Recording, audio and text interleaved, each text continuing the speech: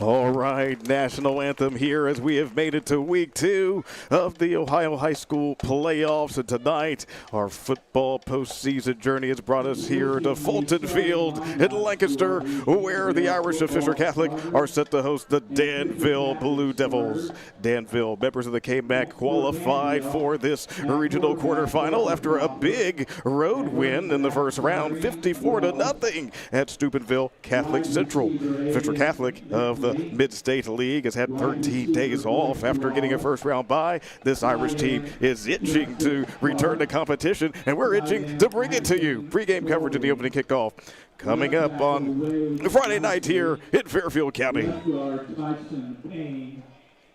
Center Austin Adair, right guard Owen Brown.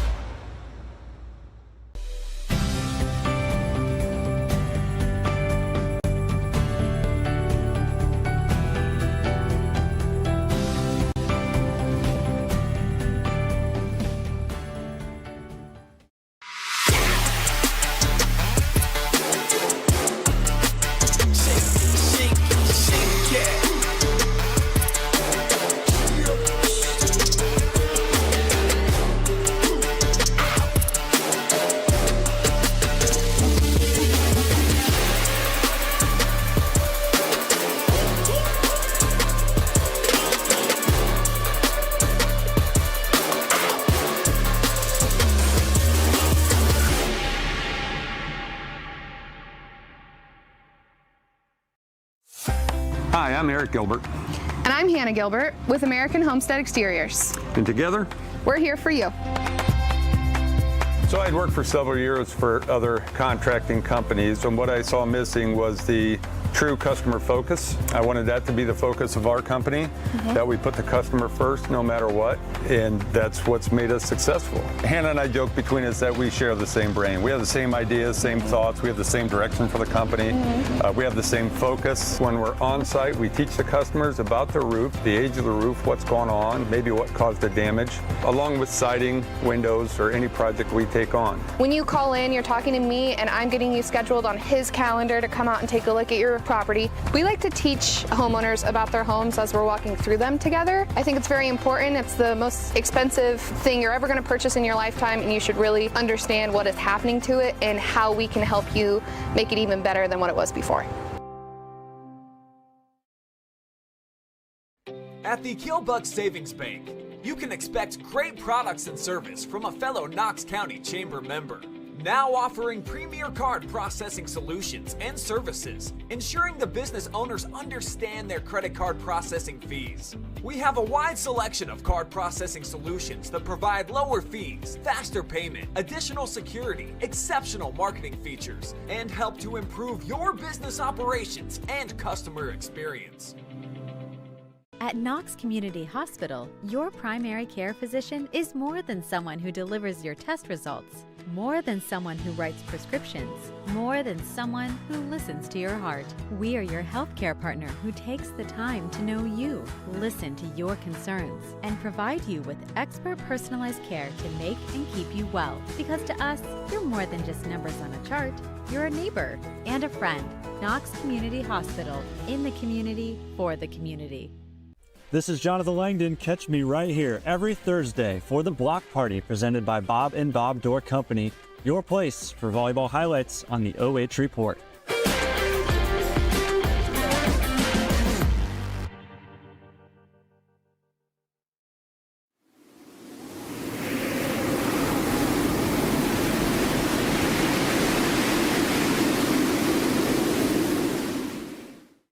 Take a look at all the action from Friday Night Football right here in North Central Ohio with great analysis, highlights, coach interviews, and so much more every single Friday night right here on the OH Report.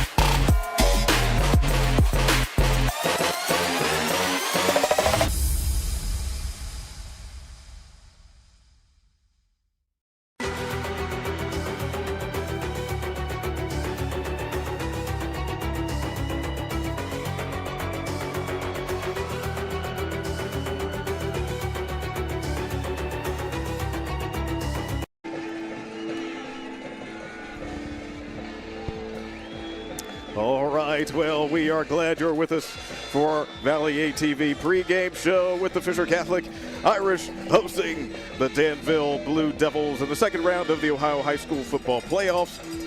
So glad you're with us for our OH Report coverage in Week 12 alongside Scott Cameron. I'm Kirk Richards. So great atmosphere here in Lancaster for a regional quarterfinal in Division 7.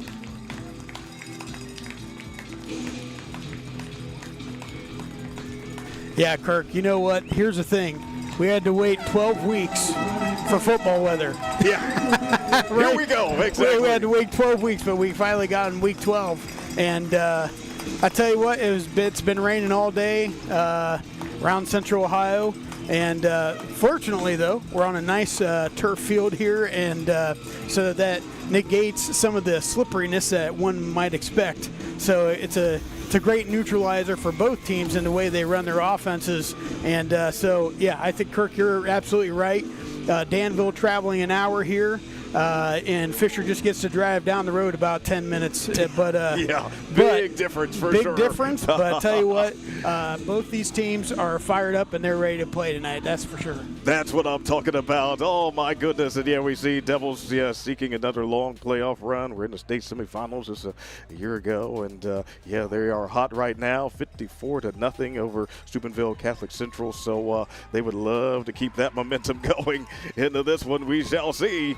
Correct, and they've been building for this. They're a smaller school playing in a mid-sized division in their conference, and so they've kind of been prepared. They take a lot of lumps, but it prepares them for games like this, especially playoff time. And here is Danville's going to receive the ball. They're going north, and Fisher's obviously kicking the ball off, and they're going to be going south. And here's a kickoff. All right, here we go, and that one just heads out of bounds there.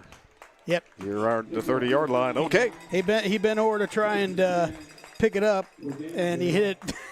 Went out of bounds, and the official was nice. He did a great job. He ran right up to the spot, acknowledging that it was touched. And so, yeah, you're right on the 30-yard line. Coming out here, Danville's going to have to really focus on setting the tone with their great ground game. They have two great backs, Thunder and Lightning, and look for them to set something up with it power-wise on run, but they will be quick to go to some sort of short screen stuff. First and 10, 30-yard line. All right, let's see it. On the near side to Briggs Wallace, the freshman, across the 30, the 40. Here he goes. This is looking like a big play here for Briggs, and they're finally wrapping him up, and he's still on his feet as he's fighting him across the 20-yard line. What a huge play for Briggs. Look at that power, Kirk. Holy mackerel. Just a simple wide receiver slip, and he just cut right through there like a hot knife in butter. And I mean, and then he did turn into being slippery like butter. He just couldn't get the hands on him and bring him down. And my goodness, jeez, more persistent than a lab retriever wanting his food at 6 a.m. Just Tell me going. about it. That was a remarkable start there for Briggs. All right, well, we've got a first down and 10 in the red zone already for the 19-yard line. And the quarterback, Parker Proper, hands it off to Siren Wallace, the sophomore, the super soft, we'll say, and he's also fighting him around the 15-yard line. Yeah, just a simple edge run there, just running off the off tackle and just getting a few yards, setting that tempo, setting that precedence. So far, like I said, we saw a screen and we saw a run. And Danville's want to keep pounding that edge because they feel like they have a little bit of an advantage. Fisher, though, on the other side of the ball, they've got some great defensive linemen, so they're taking note where they are at all times. All right, as we get a second down, about 7 here, 16-yard line, right back to work goes Wallace. He's got the moves. Oh, he's in. And he's into the end zone. My Are goodness. you kidding me? Hey, listen. A 16-yard play for Wallace, touchdown, Danville. Shifting shapes and and we talked about this at the beginning of the year when we saw Wallace play, right? Just the ability for him to cut in that first step. So you saw him stutter when he got to the second level, made a move to the left, and then immediately took a first step to the right and just basically juked out the second level. And he was able to walk into the end zone. Wow. Yeah, that was just that looked easy. I can't believe it almost. Yeah, that was just fantastic. And they're going for 2, of course. We're under center and hands it off here to Ridgeway, and Nolan's in for 2. So here we go already. Danville kind of got away with the hold there. Spalding grabbed the penetrating defender, but got in there, and all of a sudden, Kirk, we're talking 8-0. Yes, we are. So we got on a little bit later than we had anticipated by a couple minutes or so. So we'll use this opportunity to look at the team spotlight for the home team, because they're about to get the football. The Irish entering this postseason, winners of 6 of their most recent 7 games. So, they've been doing really well outside of that Grove City Christian contest. So, they, led by Luke Timmis, they know that when you get to this part of the playoffs, it's tough. But, wow. Luke Timmis has done a fantastic job here at Fisher Catholic, his 6th year as a coach. And if you look back at the history of the program, they've had some sub-500 years and et cetera. But, man, this year he's really done a great job of utilizing the tools that he has to take this team to this point. And he's had some close games and some luck of the Irish, if you would say, to go their way, especially in games like Bern Union. But sometimes the opportunistic team, and they're hot, and they've done well to get up to this point. But they're going to have to definitely answer back on this drive. All right, here we go. Let's see how they respond here. So Zachary on the return, and Michael Zachary is cut down just shy of the 30-yard line. Looking at Elliot Holton there on special teams for Danville. So we'll see how the Irish respond on offense. We know the type of team in general that they go for, and they love to run the ball. And one of the prime runners is going to be Sam Tenzik. So he is our spotlight player. Yeah, he has stepped up big time this season, and they're going to need him obviously tonight. Number 22. Yeah, talking to Coach Bloom last night, he said, "Watch out for number 22. We got to keep eyes on him at all times." All right, high snap, and it is Tenza on the run. And, yep, a lot of eyes from Danville are on him. They're not really letting him go anywhere that time. It's about to be second down. But he did get a yard. So consider, yes, they shut the hole, and Danville was able to stop him right there, but they did get a positive play out of it. But that's what you want. It's all about setting up. Everything you do defensively is winning first down, and Danville won that first down right there. It's going to be this is a really important play right here for Fisher Catholic, because they got to get a positive gain to make it 3rd and reasonable. 2nd and 9 from the 31. That's right. They want to be on schedule for sure. So let's see how they play it here. Here comes the quarterback, Wilkinson, in the air on the readjustment and incomplete. Looking over there on that far side for Luke Carnes. Yeah, great throw. Not bad throw there right there. It's just the wide receiver. Kind of got trapped in a little bit there by the corner. Corner had great coverage there, and that was Bryson Burke, if I'm not mistaken. Is that Burke? I can't see the number. Sorry, Kirk. Oh, okay. We'll try to work together on that as we can. But I think it might have been Mickley, actually. But that was great coverage there. Not a bad toss by Wilkinson. Had good spiral on it and everything else. Just in time with the wide receiver. 3rd and 9. Here we go. Wilkinson steps up. Oh, nice job. And here he goes running and tries to get across the 40-yard line. Tackle there by Jacob Myers. And yes, indeed, he's got enough for that first down. Great run there by Wilkinson. And, I was watching some of the game film for Fisher this week. And, they went from a wishbone to a wing tee and with some shotgun. And watching them warm up tonight, they were practicing a lot of shotgun. And right there, great job by Wilkinson, seeing how Danville was in man, opened it up the middle, and he just took it for a first down, reached out. Nice job, young man. 1st and 10 from the 40-yard line. Fisher Catholic trailing the touchdown early. Wilkinson, he's trying to run from his life away from number 54, Owen Gronberg. Yeah, Gronberg with a great pressure right there, forcing Wilkinson to throw it before he really wanted to, obviously. Yeah. There's a great inside rub route that the wide receiver did, and so he's able to lose his man, but the quarterback had to get rid of the ball quickly because there's nice pressure there brought by the defensive line. So, again, if you're Fisher Catholic, you've had a lot of success running the ball and you're throwing on first down. You got to have a lot of confidence in your quarterback's arm. 2nd down and 10 from the 40. And for sure, yes, and they play a couple of quarterbacks, but Wilkinson is the one who gets the majority. In motion is the other one in Jacob Welsh, and there they go on the move again on the ground end. Just not much doing right there with Hampshire. So, okay. Yep, the rocket motion there, trying to fake the half toss, and it was just a Sally play, a misdirection play, and Danville was sniffing that out the whole way. Going to make it 3rd and long, and here's the danger.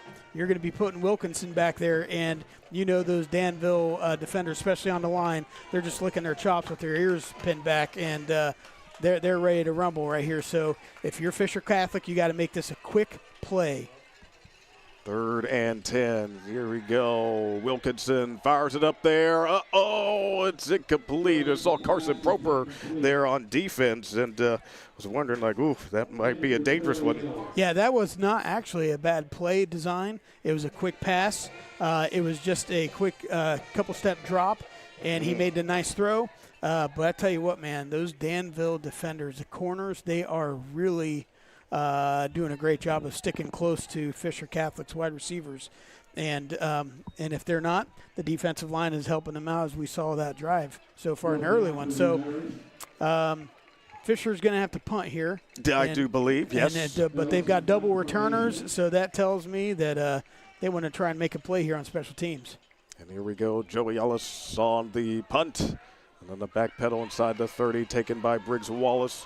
He's got the moves. He's showing some speed. He gets wrapped up by Carnes and special teams across the 40-yard line. All right, so it's time to see this team again, ready to rock and roll. And, yes, certainly when you think about the Danville Blue Devils, we know this season Siren Wallace, oh my gosh, yes, he's been so good.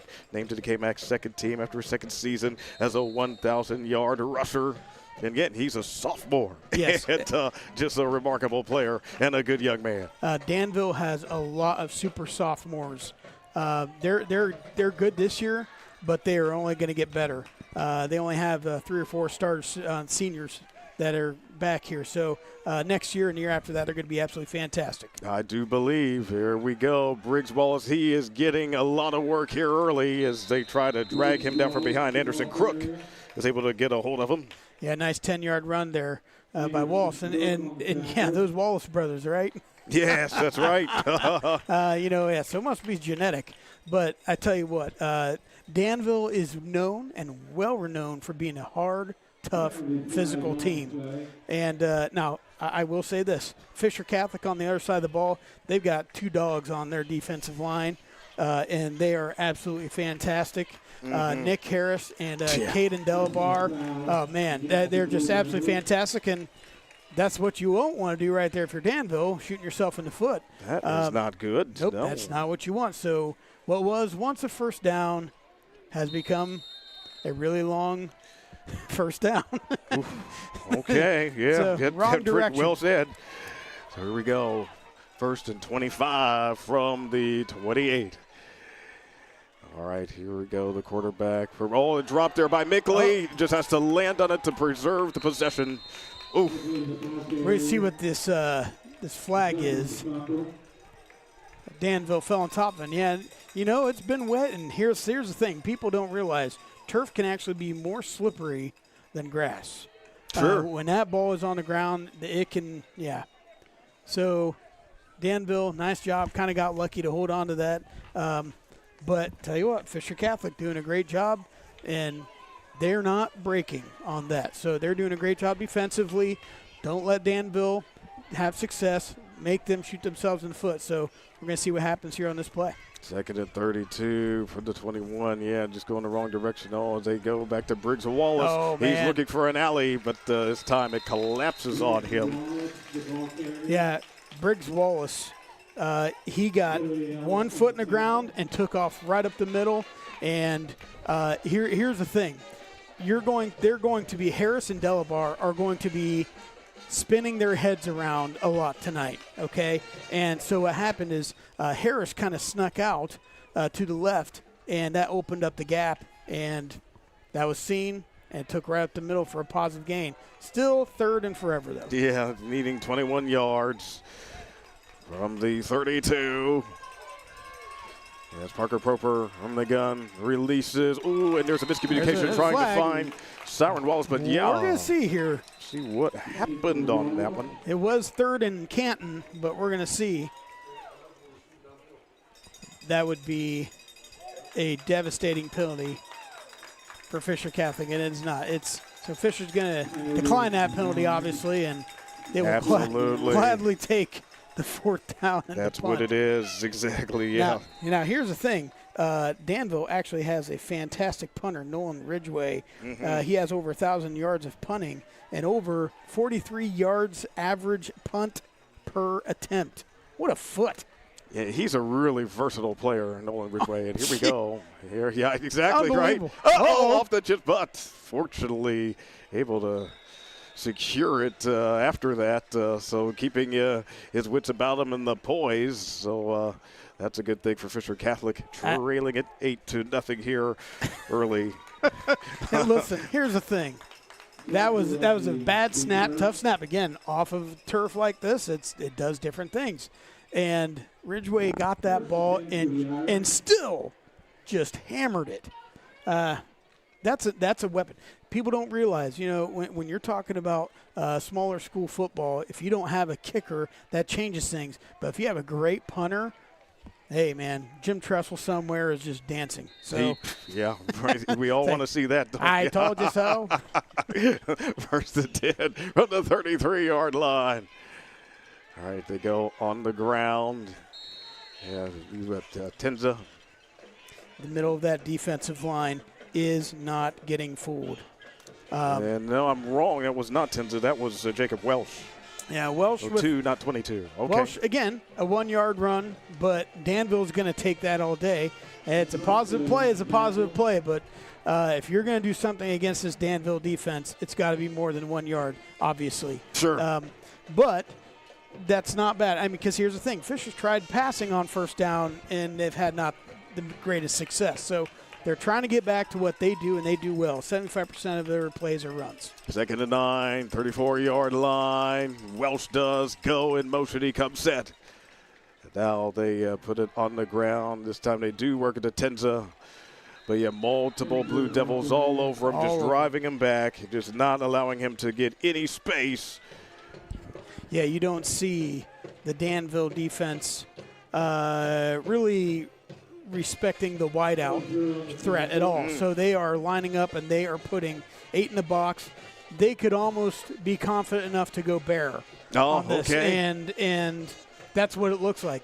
And, if you have one deep safety even maybe, but they are putting all their eggs in the basket of stop the run, make them pass. And that's kind of what Coach Blum was talking about yesterday. He said, we want to make them pass. We need to stop the run, and that's what Danville's doing right now. 3rd down and 9, 34-yard line. Snap is back. Wilkinson under pressure again over the middle. Caught, but immediately Ridgway with a tackle. A little past the 35-yard line. So, a nice tackle there by Ridgway. Yeah. Good completion for Fisher Catholic, getting a positive play, but they're going to have to give the ball away here. And on a short pass, but it was complete, so it gives them a little confidence. But now you're getting the ball right back to Danville, and again, they're punting into that double return, and they've got 2 studs back there. They're ready to run the ball. Exactly. Yeah, they are dangerous. But again, great tackle there by Mickley, I believe, right? Ridgway on that one. Ridgway, yeah, that's right. Yeah, Sorry, Ridgway. Yeah. So Ridgway with the nice tackle there, and he wasn't fooled following his man, and did a great job defensively. 4th and 5, 38-yard line, punting time for the Irish. Joey Ellis. I know, right? Yeah. I don't know if that – I don't think it was tipped. But, boy, I tell you what, man, Jacob Byers. Yes, he's a tremendous player. Oh, he's only played 9 games, and he's I believe he's number 2 in the conference with tackles. No, he's number 3. He's number 3 by 5 tackles, yeah. So – and he's only played 9 games. Yeah, he does such a remarkable job. Yeah, you're right on the money there. There's no doubt about it. He almost got a hand on that, and I tell you what, if he would have sold out, I think he would have got it. But being cognizant of don't foul the punter, don't give him a free first down. First and 10, 23-yard line. Here we go. Proper to pass. Your side, Wesley Payne. And a little bit of a wrestling match there with Blake Ward. Nice catch by Payne, getting in a positive gain there, obviously. But I tell you what, he did a great job of trying to inch forward. But, man, Fisher Catholic held on. Strong hands, make strong tackles. Nice job. And especially, their jerseys are probably still a little wet. It's not just sweat, Sure. So, nice job holding on to jersey and dragging them down. Second down, 4 from 29-yard line. All right, just taking off and running with it here. Nice play for Parker Proper. Freshman quarterback definitely has enough for the first down, brought to you by Danville Feed and Supply. Yeah, he wasn't looking anywhere else but himself. And a great play call. And that's the scary thing about Proper. We called the game where Proper got thrown into the game, if you remember. Nolan Ridgway, he got injured. And Proper came in against Mount Gilead, the best defense probably in the conference, arguably, and he held his own, and we saw the formation of what this kid could be. Yeah, and he is continuing to show it. First and 10, 42-yard line. Danville with the ball leading 8-0 set up for Siren Wallace. There it is. And he knows how to escape, but that time looked like a good tackle there made by Michael Zachary. Yeah. But still enough for the first down. Yeah, and that's one of those things where you hold your breath. That's again, there's another screen pass. Surprise, surprise, surprise. Yeah, so, it was Zachary on that replay. Yeah, and so Danville, they love running screens and getting their athletes the ball in space and letting them do the things that they do. Nice job. First and 10, 45-yard line. All right, let's see here from the gun, the quarterback, Parker Proper. He's got a good protection here, but it doesn't last forever. And what's his decision? Oh, and it finally just gets devoured there by Jude Ely. Oh, this Proper might be not feeling real good right now, Kirk. Yeah.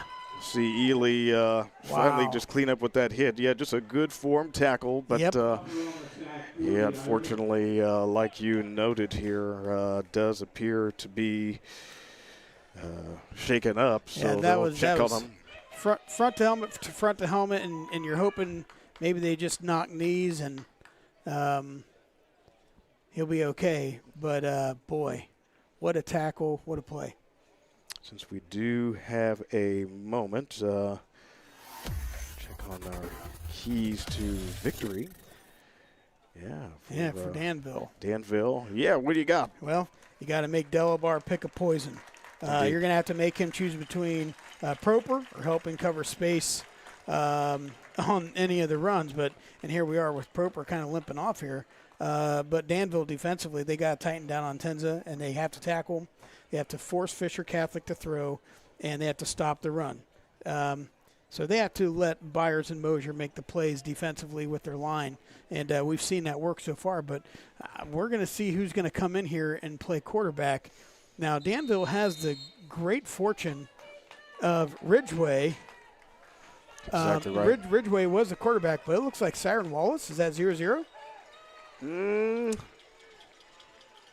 I think it is Ridgway. Yes, it is Ridgway. He gives it to Wallace there. Yeah. There you go. And there goes Siren. Oh, my goodness. Oh, my gosh, indeed. He is fast down the sideline. He got flag here, though. Oh, gosh. Yeah, we'll got to see about that. But still a nice-looking run nonetheless here for Siren. But, yeah. We got another flag. Uh-oh. See, I know Danville's kind of frustrated with the flags, but you don't. If you got a shovel and you put it in the ground once, don't put it in the ground twice. Referee. I'm sorry. So if you get what you feel like might be a weak foul, don't double dose. Personal foul.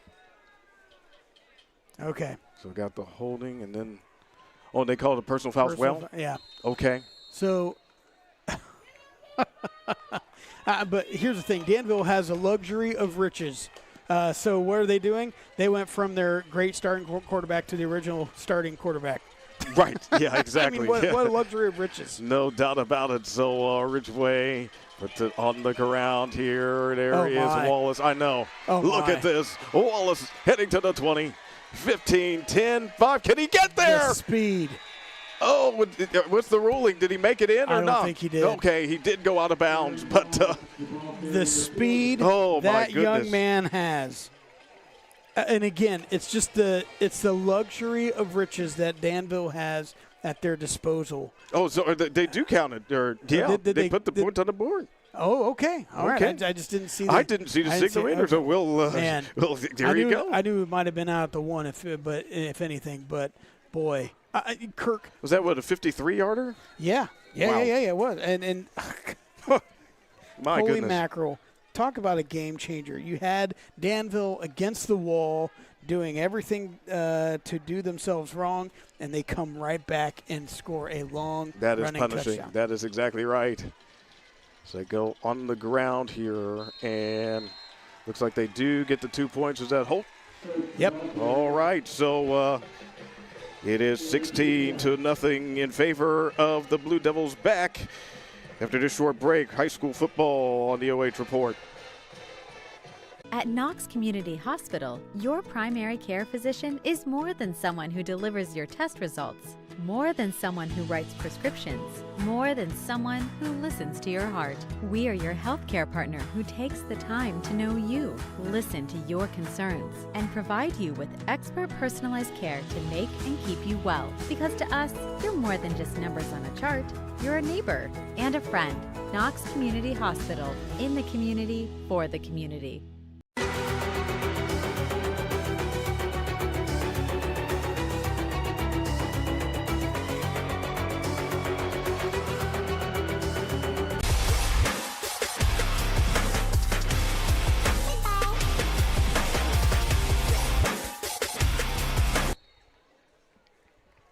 High school football on the OH Report with Scott. I'm Kirk, and wow, the Danville Blue Devils, they've got a couple of touchdowns on the board, both of them from Siren Wallace. Long plays, too. Oh, my gosh. Long runs, great plays, and just athletes making plays, Kirk. All right, here we go. Great and Michael kick. Zachary is just watching Oh, that my, one. great kick. He's got to pick it up. He has to, and he knows it's about to be a long field. That is so unlucky for Fisher Catholic. Whoa. That's rough. That reminds me a little bit. We saw the Centerburg game this year with Mount Gilead out. Just when you have things like that happen, you know, all the things are going your way at that time for sure. And man, Fisher Catholic, they've got to do something here on offense, and we'll have a chance to look at keys to the game here, but they're at some point. But you're going to see everything that I had there. It's coming true. And get those up here in just a moment. Get it. Yes. Yep. All right, long field, first down and 10. On the ground. There's a flag. They go. It looks like it's Ellis this time. And, another flag. Yep, got another flag, so we'll see what's coming with that. But that's why they're getting that sorted out. And, we got an illegal shift there. Yeah. Illegal shift, okay. Yep. So for Fisher Catholic, going with the Eddie Money theme here tonight, Kirk. Yes, right. Yeah. Baby, hold on to me. So they've got to sustain drives, and they got to hold on the ball. And so they got to keep Danville's offense off the field. And you're seeing that when they don't do that, Danville gets the ball and they go. 2 tickets to paradise. Harris and Dalabar, they got to anchor pressure on Proper and make the running hard. Because if they're not involved heavily, it could be a long night. And you're seeing that happen right here as we speak. 2nd and 9 from the 8. And right, just back to running the ball. It's just tough, and like you said, they're not really respecting the throwing game here. No, not at all. And that's tough sledding there for Fisher Catholic, but they did get back to the original line of scrimmage, so treat it like an incomplete pass on first down. So that's how you can mentally treat it, but the other problem is mentally, you know that you've kind of been getting pushed around on the front there, on your offensive front. Now, here's the thing. Fisher Catholic had a fantastic player earlier in the year named Landon Huffer, and he was a transfer student, but he could only play a limited number of games, and you're seeing how they would really use a young man like that right now. Certainly could use Huffer. We'll talk more about him and more in this game as we've reached the end of the first quarter. On our scoreboard, it is Danville 16, Fisher Catholic 0. We'll be back in 60 seconds for the start of second quarter high school football on the OH Report.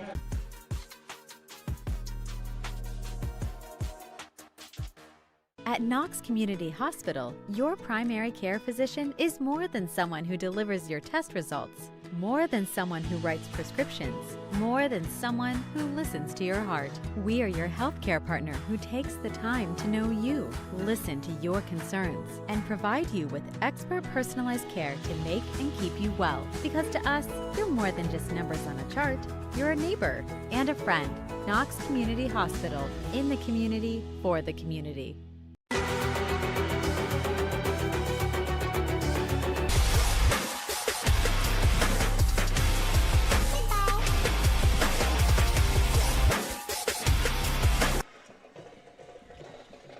All right, high school football on the OH Report. Alongside Scott Cameron, I'm Kirk Richards. Glad that you are with us tonight here at Fulton Field. Yeah, it's the home field for Lancaster High School, as you can see by the signage for the Golden Gales, but also serves as the home field for Fisher Catholic. You know Bobby Carpenter played here, yeah? Hey, I remember Bobby Carpenter. Did they just take a timeout coming right out of the quarter change? I don't know if that's what Coach Timmis wanted to do, but yeah, they're talking about that. And okay, well, so I don't know there what that's about. Is that. Okay. There's so that, and you know, we were talking. We were talking to break. We were talking about, we talked tonight about the youth of Danville. Yeah, exactly. But we were looking at the roster there for Fisher Catholic, and we were talking about Landon Huffer, and man, he had a lot of just hard nose, and Coach Timmis was talking about, man, his physicality was contagious, but we couldn't keep him for the last half of the season and into the playoffs. And you know, I know they really miss that right now, so they kind of went from a wishbone to what they're doing right now, and they really miss him. But man, they've got a couple seniors, but they're going to have a lot of kids coming back next year too. Yeah. Who knows? Maybe these two teams might play each other next year once again. You know, exactly. Who knows? Because they got a lot of guys coming back. So, all right, here we go. Third and long here. Wilkinson up in the air. That's picked off. Oh, hey, you're right. That is an interception right there by Wesley Payne. Yeah, there was no tie goes to the offense right there. That was a straight up interception. Right, Danville. Wow, there it is. Yeah, great play at the high point, and it's what you tell a wide receiver to do. Hey, go up there and get that. Well, the corner did. Exactly. That's exactly what he did, and so they're going to get a real short field here, starting on their own 26, and they're going to be going in the right way, and Danville has a chance to really just blow the gates open right here, already up 16-0. So Fisher Catholic, knowing Danville doesn't really have a kicker, they've got to make 4 great defensive plays right here. Ooh, right. So here we go. First down and 10. Setting it up here. Briggs Wallace. And yes, I know he's just having a great time across the 20. Great play because he was dead to right. He was dead to right and had no chance to get any explosion up the field. But he did. He got through 4 defenders. But Fisher still brought him down. But my goodness. I mean, yeah, Fisher was right there. He just made a cut, and he split 2 defenders. There's pickup of 8 right there. Athletes making plays, Kirk. That's all it was. Second and 2, 18-yard line into the red zone. Danville, and they give it up. No, they fake it, and it is a run on the other side with Parker Proper, and ripped down by Hampshire inside the 10. But that obviously going to be good for Danville Feed and Supply first down. Yeah, we see Proper enter the game again and contributing again on the run. And just a fake belly play, and he popped it right out there for 8 or 9 yards. And, boy, good play call. You know, you're telling your young quarterback, hey, we believe in you. Go out there, smack him in the mouth. And that's right. Man, still putting him out there taking hits. Yeah, he's back out there. He's a tough freshman, and this late in the season, as they often say, you're really a sophomore as a player. Correct. And setting it up here, Briggs. He's got the score, a touchdown for Briggs Wallace. Yeah, 10-yard touchdown pass. Nice catch there by Wallace, just a simple out. Nothing super fancy about it. You see soft coverage, and looks like they're trying to do a back-end zone cover, and they just did not get to him, and you're not going to hand tackle and arm tackle that young man. It's just not going to happen.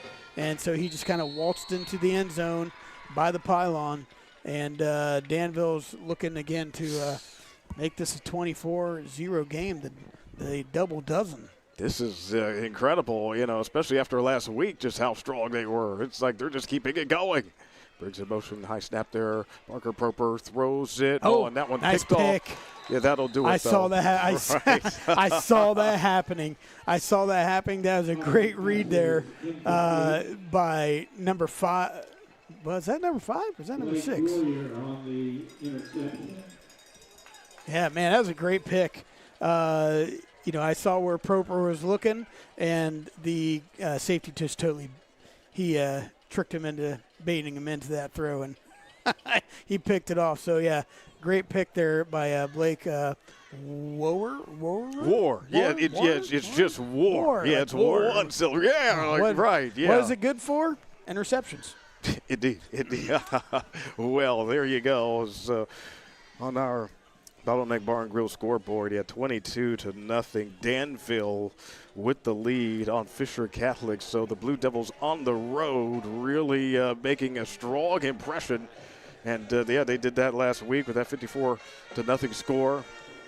Yeah, and here's the thing. I hate kind of rehashing the history, but, I called the Centerburg. We've seen Centerburg play a couple times. Oh, yeah. And they were hot, man.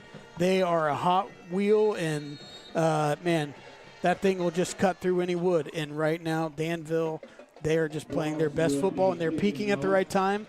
And shout out to Coach Matt for getting them right at the right time. Oh, yes, Matt Bloom. He really knows how to lead a football team, that's for sure. Well, they kicked that one out of bounds. Well, probably not what the plan was. But no, it wasn't. But, they don't have a true still kicker. So they like most smaller schools, they just try and do a lot of pooch stuff, and Fisher did not fall for that. So nice job for them. Hey, you take the yards however you can take them, baby. Absolutely. At this point, if you're Fisher, take those yards and go down the field. But they are they're a little bit of Paul Simon Bridge in troubled waters right here, and they've got to do something to sustain possession, and they've got to do something to score. And because Danville, they're not going to stop, so they got to do something right here. So, they like to take it to the 38-yard line. Smart decision. Gives them 3 more yards than otherwise. And on the run at that time was Jacob Welsh. Look, there's no one in the backfield. There's no one in the backfield for the Blue Devils. They are all just swarming the run. They're all swarming the run. It's basically cover 0. Yeah, that's what it feels like. Yes, exactly. And that's what I mean. They're going to bear down. Literally by a play call, they're going to go 4-6 bear, and so they'll send someone out to cover the X. But and here comes Fisher out here going twins each side, forcing Danville to spread the ball. That's a good play call by them. 2nd and 10, 38-yard line. Just a little more than 10 minutes to go. Oh. Ooh, and that one right off of Luke Karn's chest, incomplete. Unfortunately, unlucky. But here's the thing: even if he would have caught that, there's a defender wearing down on him, about 1 yard away, ready to pop him. So Danville's just their defense. They're super confident right now, and they're red hot, and they're playing great coverage. And they are seeing everything that Fisher's doing. So maybe some trickeration. Sorry, George Bush. Some trickeration sometime here, but twins each side. All right, 3rd down, 10. Yeah, Wilkinson. Great throw. Yeah, down Great the field. Oh, and that one tapped there. Aiden Mickley. Incomplete. Boy, great coverage by Mickley, taking that last big gate step and able to get that hand up at the right time. Great athletic play. That's really what it is. Yeah, that was a beautiful toss there. And Leo Hampshire, if Mickley did not make that play, Hampshire would be standing in the end zone right now. Yeah, that would have been a touchdown. And, very likely. I got you. Yeah. So, because just the way Mickley made that hop with his leg, he wouldn't have been able to catch up. So that's just, again, I hate beating a dead horse here, but that's just athletes making plays. So it's 4th and 10, 38-yard line. So Joey Ellis again, there's some pressure getting the punt off. And we're going to get a return. Briggs Wallace, but not much nice of one. Tackle. Absolutely good special teams play right there for number 44. Great pressure getting by Jacob 14, Byers. Man, Byers, I tell you what, man, if he is, he's got to be just a fraction of a millimeter away from blocking those things. Man, he is just, the pressure he's putting on the punter is unrelenting. But Fisher's getting it off for now. But they got to be careful with their snaps, and they got to do better at that, or else there's going to be a block coming. 1st and 10, 35-yard line. Quarterback, he's got it. Parker Proper sets up the screen, and there is Briggs Wallace across midfield. 40, he's just an athlete. And now it's his track meet.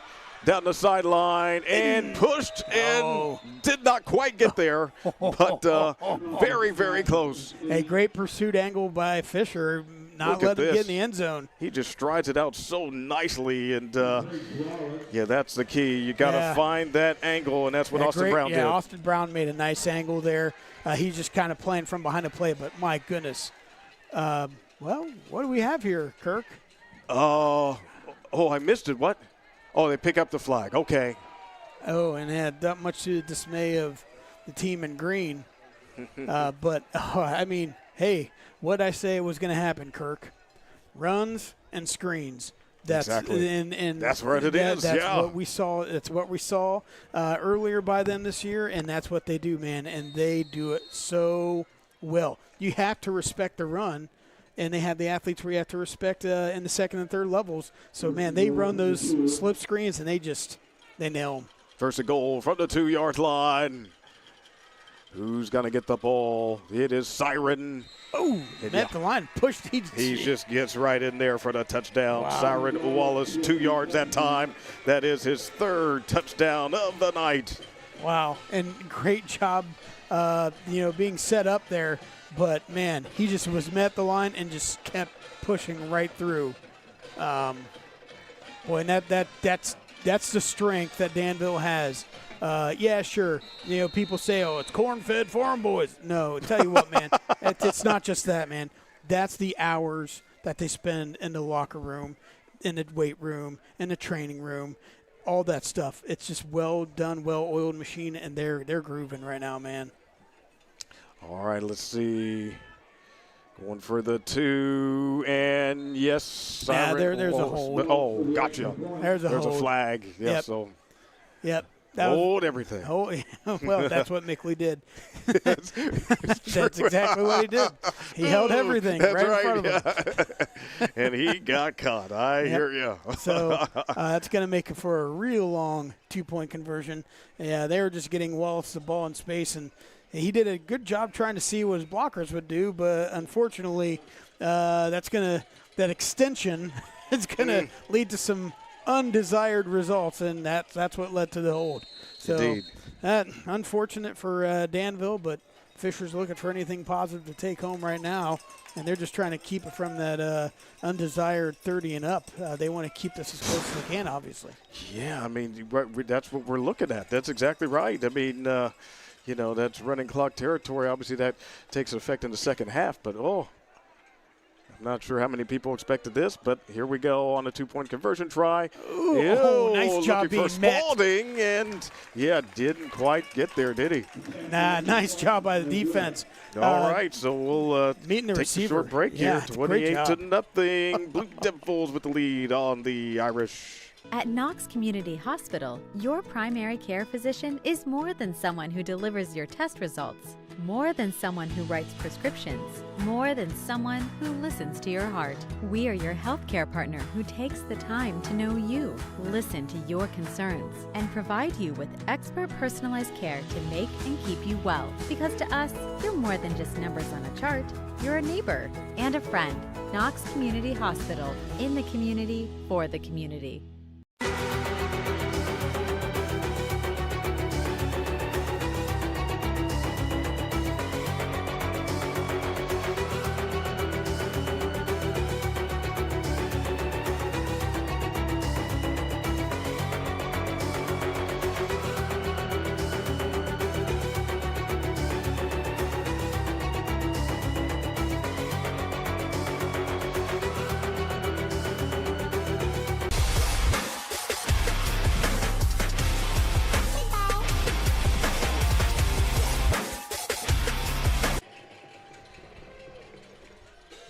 All right, here we go, and it is time for the Irish to try to respond. Michael Zachary gets gang tackled by the Blue Devils, and yeah, nothing easy tonight for Fisher Catholic. Not at They've all. got to fight their own way out of it. That's just the bottom line, and they Correct. know that. You know, when you're a little kid and you get pushed around, and, if you have older siblings and you get pushed around and beat up and smacked around and slapped, and you run to your mom, and eventually at some point your mom says, "Son, you're going to have to do something about this yourself." Yeah, right. And she says, "You're 42 years old." No, Oh, my gosh. I'm just kidding. Have mercy. but it is one of those things where Fisher Catholics, they're going to have to help themselves, man.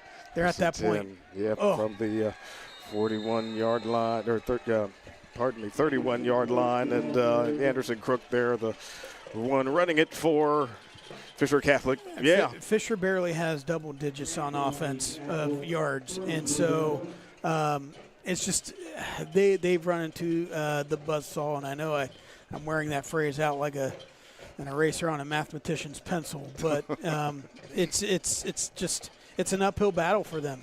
And Danville, they are just matching them one for one, and Fisher's trying to do everything they can, and now they're having to go, twins and shotgun, and I know that's not what they want to do. That puts them in a lot of pressure. 2nd and 10, 31-yard line. The pass over on the far Good catch. side. Yep. Good pass, good catch. Yeah, Nice not job. the first, but for sure Yeah, trying to get yeah, something correct. positive. Yeah, Absolutely. Yeah, you got to keep it moving. Correct. It's a 5-yard pass, and a 7-yard pass, and you're taking those positive things. You're making it 3rd and manageable, and again, the goal and the intent is to try and keep that ball out of the Blue Devils' hands, because they do not look like they're wanting to slow down offensively. And so the best thing you can do from a bully is sometimes run away from them, and Fisher Catholic's got to do that right now by sustaining the drive. 3rd and 6, 35-yard line. One in motion, it is Welsh, and there's the quarterback, Wilkinson. This one way too high and incomplete near the 40-yard line, looking for Welsh. Yeah. And it is 4th down. Yeah. Tough throw there for Wilkinson, veering out to the right, even though that's a strong side. He ended up taking that throw off his back foot while he was running his back foot, and that's a really hard throw to make, even if you get paid $10 million a year to play it. So usually what happens, it ends up sailing, and that's exactly what happened. And they've got to make sure this punt is clean, because Mr. 56 himself, Jacob Byers. Yeah, he gets right over there to Ellis, doesn't he? Ooh. Tried it again, but yeah, Ellis able to get it off. At that time it was King. Oh, and aggressively looking to return it, Siren Wallace. Yeah, and he's still on his feet down the sideline. A little tiptoe action, and then ultimately going out of bounds. But, wow, is he dynamic. Man, unfortunately, Mickley there kind of took a rough angle there on the blocking scheme, and he got twisted around. I don't know if we can rewatch that, but I'm interested. Yeah, well, okay, so that's fine. Yeah, that's okay. But it's one of those things where, just being honest, Kirk, when you're not saying you have control of the game by any means, but in a game like this, you don't want to have bad injuries outside maybe bumps and bruises. But So I think we got a little bit of a timeout. We got an injury. Is there an injured player down there? It does appear over there on the sideline someone's down there.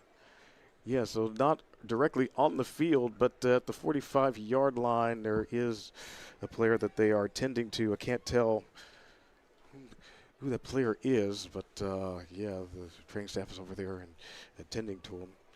And we'll take a short break here and back for more high school football on the OH Report. At Knox Community Hospital, your primary care physician is more than someone who delivers your test results, more than someone who writes prescriptions, more than someone who listens to your heart. We are your healthcare partner who takes the time to know you, listen to your concerns, and provide you with expert personalized care to make and keep you well. Because to us, you're more than just numbers on a chart. You're a neighbor and a friend. Knox Community Hospital, in the community, for the community.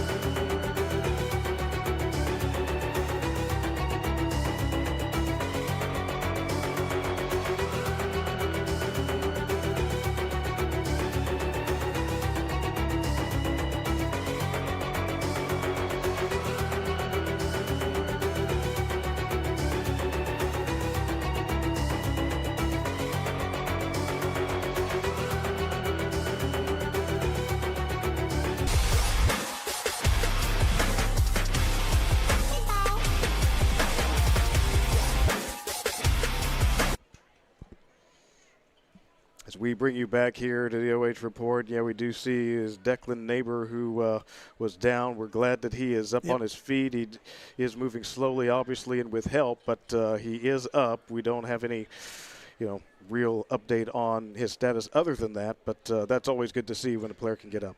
Correct. Always better to walk off than be carted off. And, Mickley for Danville, that was just a violent play. Punts they are the most violent plays. Kicks are the most violent plays, and that's why you see the NFL taking what they did on kickoffs and stuff. True. So many injuries. Right. But they can't do anything about the punt game being violent, but both teams took some dings there. First 10 here is Proper's pass. Got picked and off. it is intercepted. Michael Zachary able to pick that one off. Nice job. Nice job by Zachary. And I don't know, that ball kind of looked like it was a wounded duck just going through the air, and maybe he just didn't see it. But, boy, Zachary right there, Johnny on the spot, making a nice play defensively, giving a little pep in the step of the Fighting Irish here, and maybe go down there and put the ball in the end zone here, going in there, try and sustain this drive, hopefully get through you to halftime. Hopefully.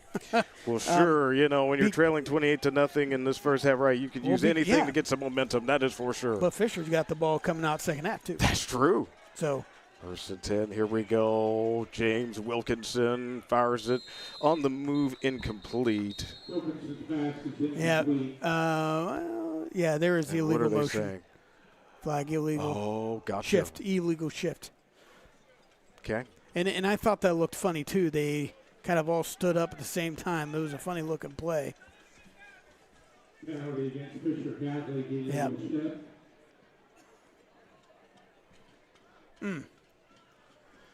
Yeah, I don't know. Very well, yeah, so they will penalize him.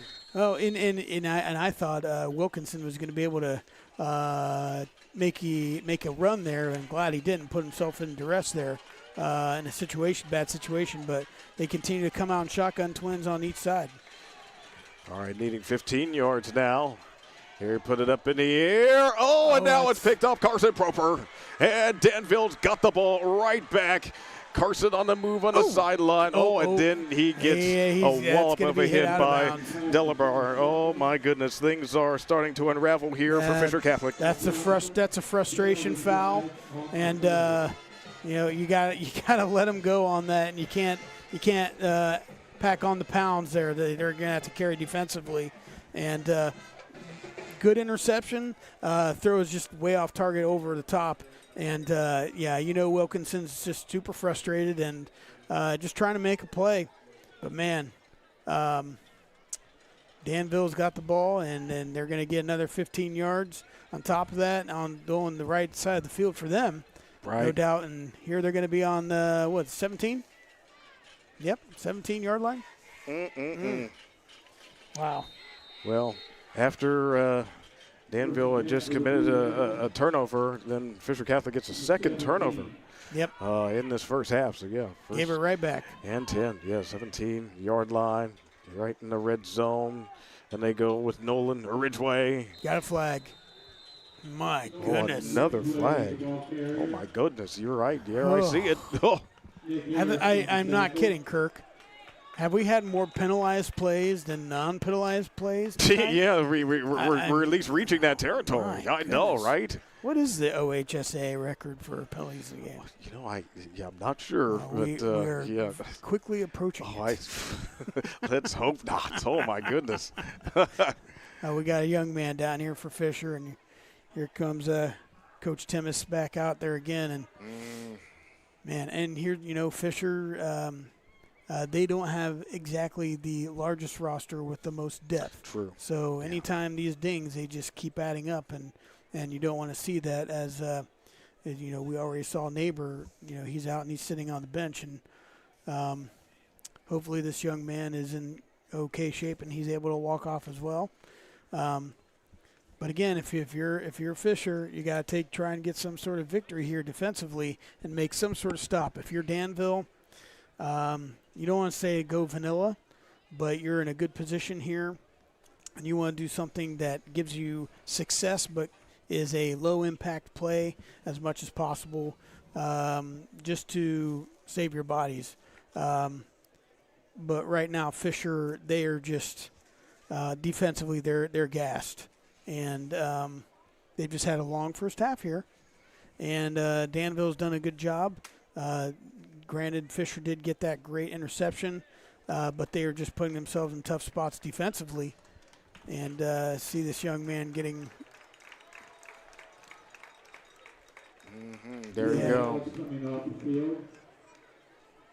All right, there you go. Actually being picked up by the coach. Wow. That's. Yeah. There we go. Yeah, right. Yeah, so then some other step in there. So, yeah, tough night so far for Fisher Catholic. Yeah, they are hanging in there as best as they can. But, yeah, Joey Ellis not able to seemingly put any weight on his legs there. So yeah, unfortunate. But that's, then that's their punter, too. Right. Oh, yeah, exactly. They work it on the ground here with Siren Wallace. And, yeah, he showed up just so energized, ready to play in this game tonight. And he was able to make it to at the 16, maybe 17-yard, 17 it appears. Yep. So going right back to the original where he was. So nice exactly. 10-yard run. So, again, treat it like an interception or an incomplete pass in your brain. And you're just going second down. So. But that was a great play call, low-impact play. Let your athletes just do something with the ball. 2nd and 10, 17-yard line. Here we go. Parker Proper with the protection. Sets it up here nicely for Wesley Payne. And he knows how to fight through the tacklers as well. Look at that effort for Payne. And stopped shy of the end zone. My goodness. Yeah, as we just take another look at that effort there on our Danville Tyrant alignment instant replay. I don't know how he almost didn't get in, to be honest. And we're going to have a timeout. We're going to take a timeout. Okay, which side called that? I think Danville. Okay. I don't know. And the guys up here in the booth with us, they don't know either. No signal has been given, but I think Danville called the timeout because they were all facing that way and kind of flung their arms out. We You got you. That right. That, I did see that. They That's didn't true. give us the actual official signal. Yeah, finish it off for us. Come on. But, yeah, I think you're right based on the direction that the officials were looking there. So, yeah, we give that charge timeout to Danville. And, let's see here, Kirk, while we're on the air, we're going to do a little bit of a real-time checking to see if I can see what any of the scores are.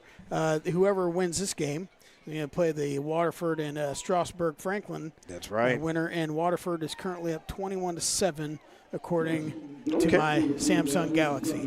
Waterford certainly favored in that one, but, it looks like that one is a bit competitive there with Strasburg-Franklin. There you go. So, cool.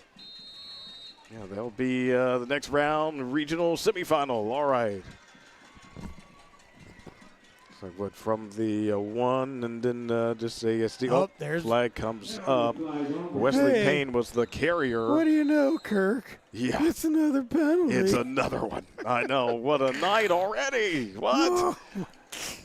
Oh, now it's getting to the point where that's what you expect, and it is against Danville. Oh, well, hey, good for Fisher, not good for Danville.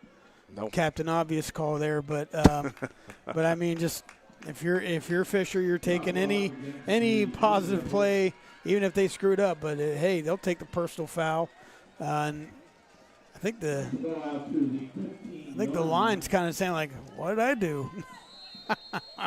Another personal foul call. Wade nicely was against Danville. It's like, what did I do? I don't even know what I did. And, so that's okay. Hey, the only problem is this might drain more of the clock if you're Fisher, and you need that ball back. Second down here. Set up a screen. Ridgway looking at his blocker, surveying the field, dives forward, and he's into the end zone for the touchdown. Yep. Right there, 16-yard pass. Right in the jowls of the defense. It ran right through it, and he had his legs running, and no one was within 3 or 4 yards of him when he had that ball. Until right there, boom, he was met at the 1, and it's just too much momentum there for Michael Zachary, and fell right into the end zone. And oh, boy. Yeah, I mean, we see what the situation is. I mean, it is what it is. If it holds up, right, it'll be a running clock situation to start off the second half. Still some time for Fisher Catholic to try to change that, but now we're getting another timeout by Danville. Okay, the timeout before the PAT. The official actually showed that way. This time, right, they heard our cries for help up here in the booth. Okay, this time we'll help you out. All right, so get that charged right there. So Kirk, go for it. I have not exactly. I don't think I could pick out Waterford or Strasburg-Franklin from a can of paint. Okay. I don't know anything about them. I remember Waterford from basketball, but that's yeah. So it's one of those things where Danville's really hot right now, and everything's finally clicking for them. What we saw for them this year in the KMAC, they had one non-conference loss that just got away from them with Utica, but they play a really hard-nosed KMAC conference, and there's a lot of physicality in that, and we're seeing all that repertoire and all those games come to fruition and for their advantage here tonight. All right, for the 2-point conversion, Ridgway just wants to cap it off himself after getting the touchdown, and he sure did.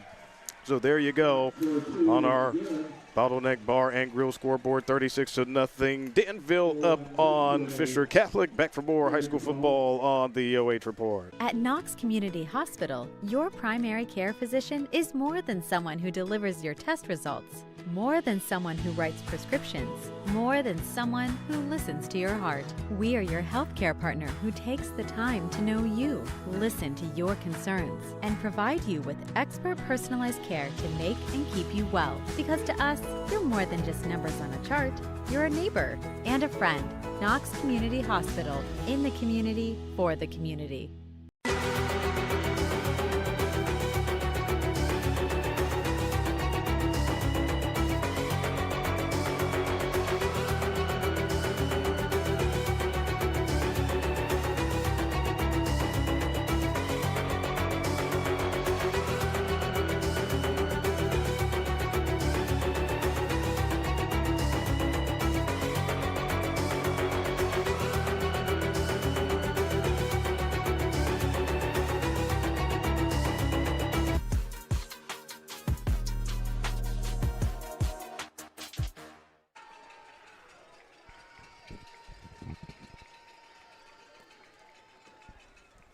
All right, as we bring it back, high school football, OH report, coverage inside the 5 on a return here.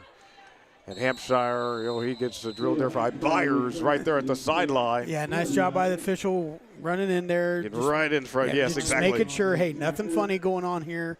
Go back to your benches. And, so Danville, that's their second kick there. They've just, granted that kind of went through the receiver's hands, but they've just had great fortune kicking the ball and on kickoffs there, and that puts Fisher Catholic in some holes that they don't need any more holes. Right. They don't need any more, and it just kind of compounds on them. All right, 1st and 10 from the 12, and rolling to the right side. War, see what he can get, and just not much doing there. Wilkinson, pardon me, the quarterback is the ball carrier. Yeah. He took a big hit there from Mosier. Mosier did a great job of not going too high. Right, that's the key. Yeah, that's the key, and good job wrapping him up and minimizing only to a 3 or 4 yard gain there. But good way to take off there by Wilkinson and get a positive play. But, man, anytime you leave the safety of your pocket, you're opening and you start running in that second level, you better get ready to get smacked around, and he got hit pretty hard on that. Well, we get a 2nd and 7 from the 15. And it's Welsh. Yeah, he's a good runner, but he is trying to find those angles, and, we see the type of pursuit. Great job. Yeah. And here's the thing. This is an uncomfortable position for them because this is not what they're used to doing. True. Earlier in the year, they were running wishbone, and they were just smacking people in the mouth, and then they kind of went to a wing tee. But man, Danville's just had those numbers clogging in the middle and cutting off the edge. But so Fisher there, nice job getting an athlete out in the open space. But it's never a good feeling when you're getting run on by 5 defenders. It's a little bit like Michael J. Fox and Back to the Future 3 when he's trying to run away.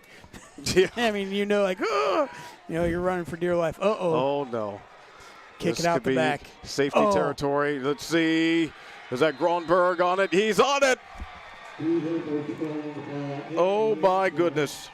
Owen Gronberg with the touchdown, and the romp is on. Yeah. Danville just completely crushing it here against Fisher Catholic. Yeah, just a bad snap, and it looked like I was like, oh, this is a good time to kick it out or punch it out or something, or maybe even just fall on it.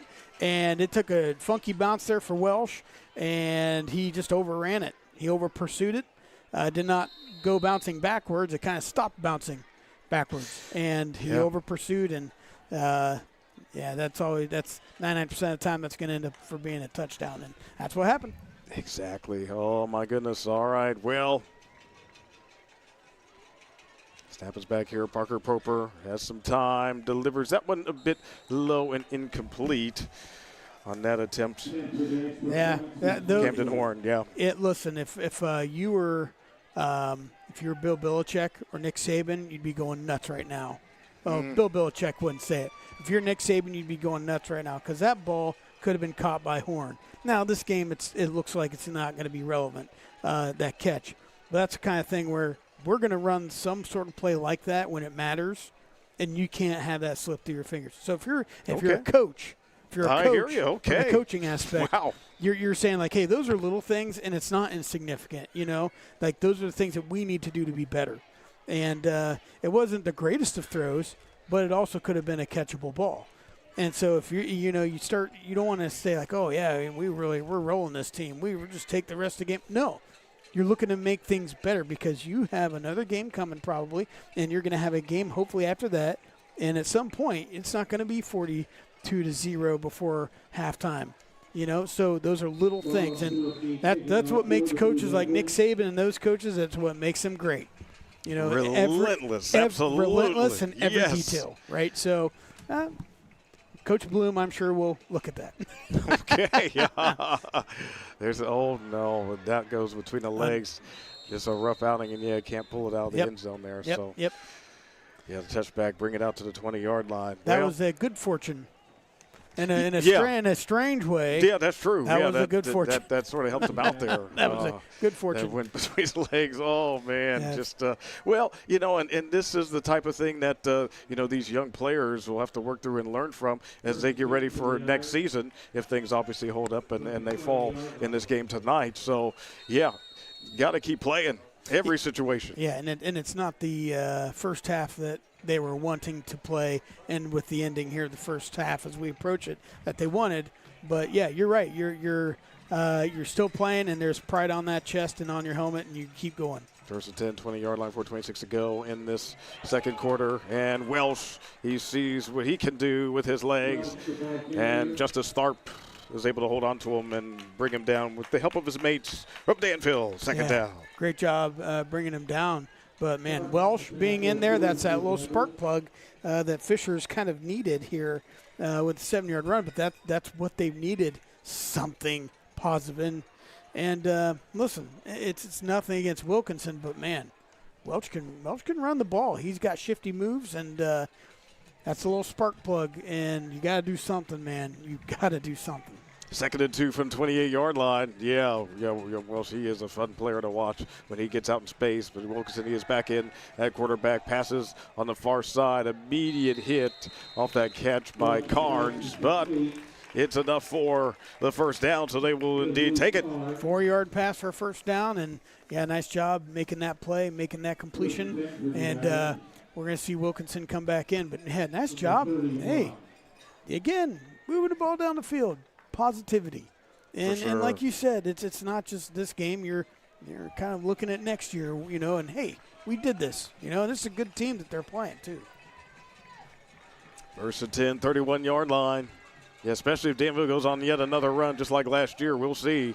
On Tharp, he is on his game right now defensively for the Blue Devils. He's just walling them up right now. Yeah, they just collapsing the pocket.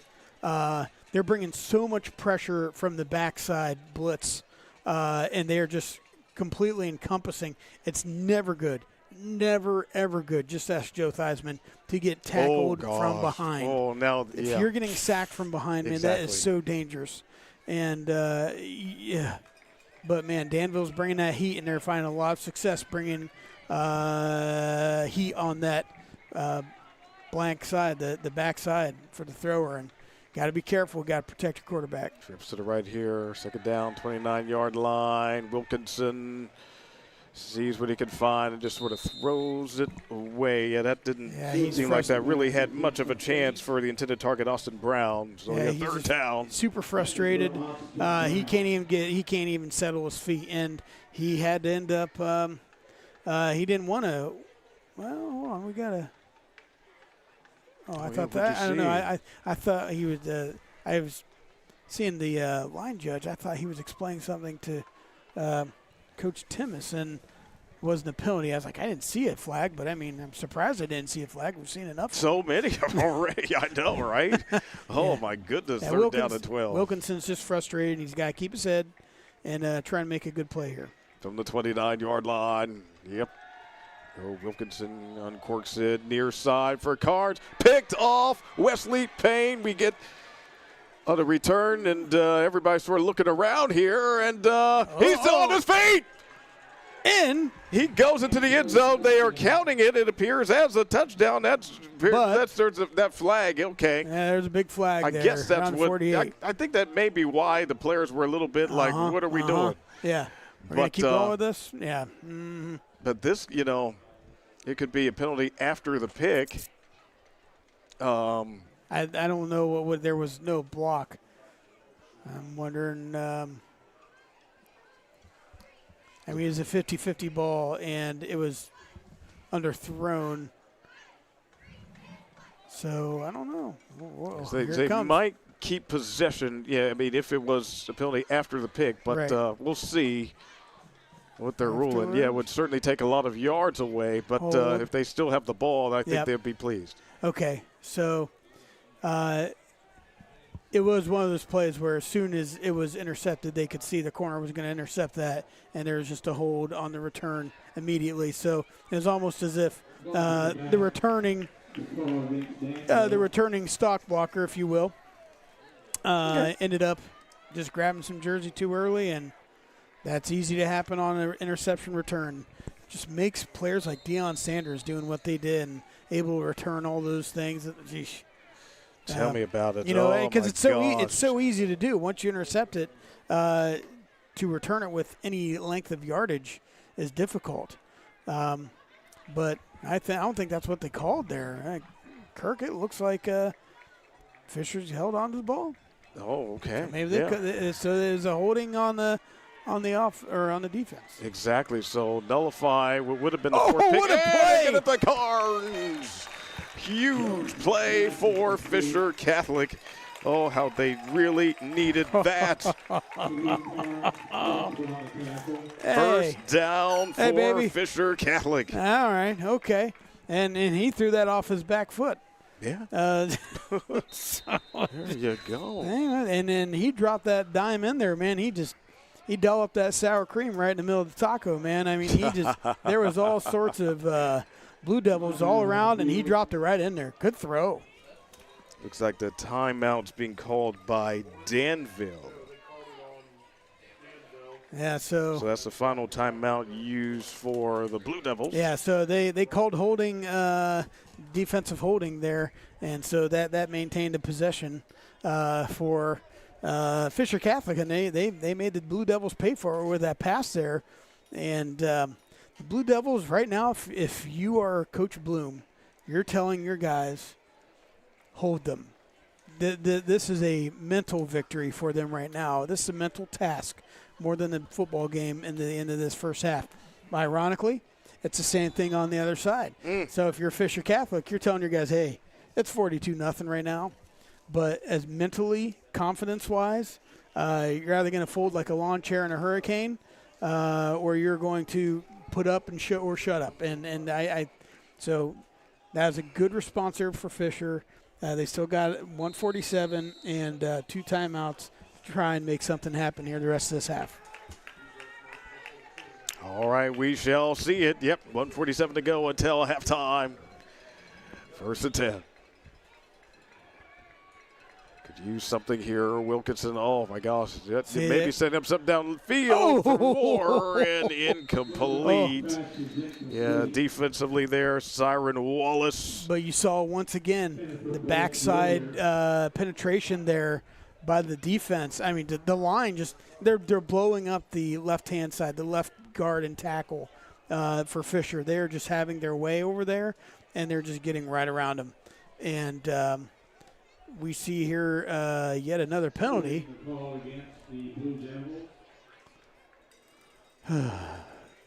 What was the penalty called? I'm not sure. It was a 10-yarder, so okay. I'm going to say it was holding. Yeah, okay, yeah. So if it was 10, that's probably what it was.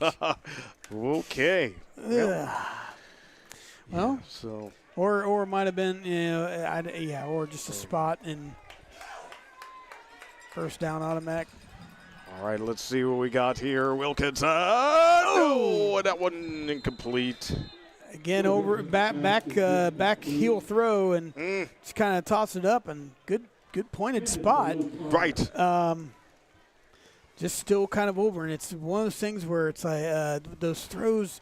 The arc is not bad. Maybe a little bit more arc would be good, just to giving your player a chance to run underneath it. Okay. And then we saw that on what was going to be the interception for Danville just a few plays ago.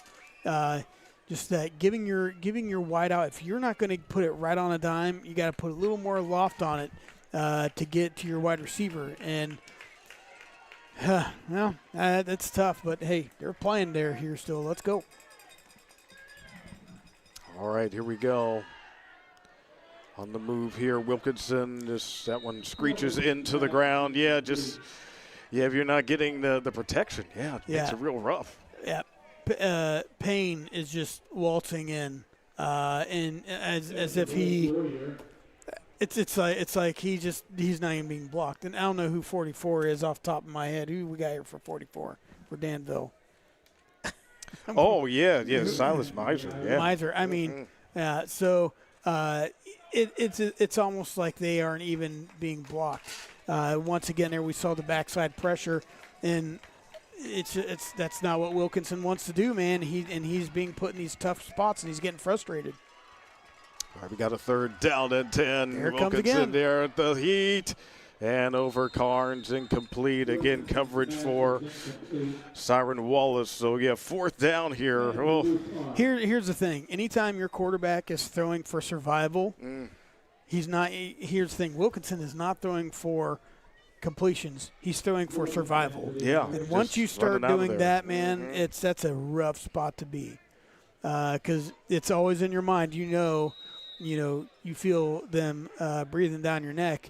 And we have a young man who's took a timeout. So Fisher took one of their timeouts, 4th down, and this is a big play for them, as we talked about that mental task of them trying to do something positive here before the end of the first half. For sure, right? Yes. So.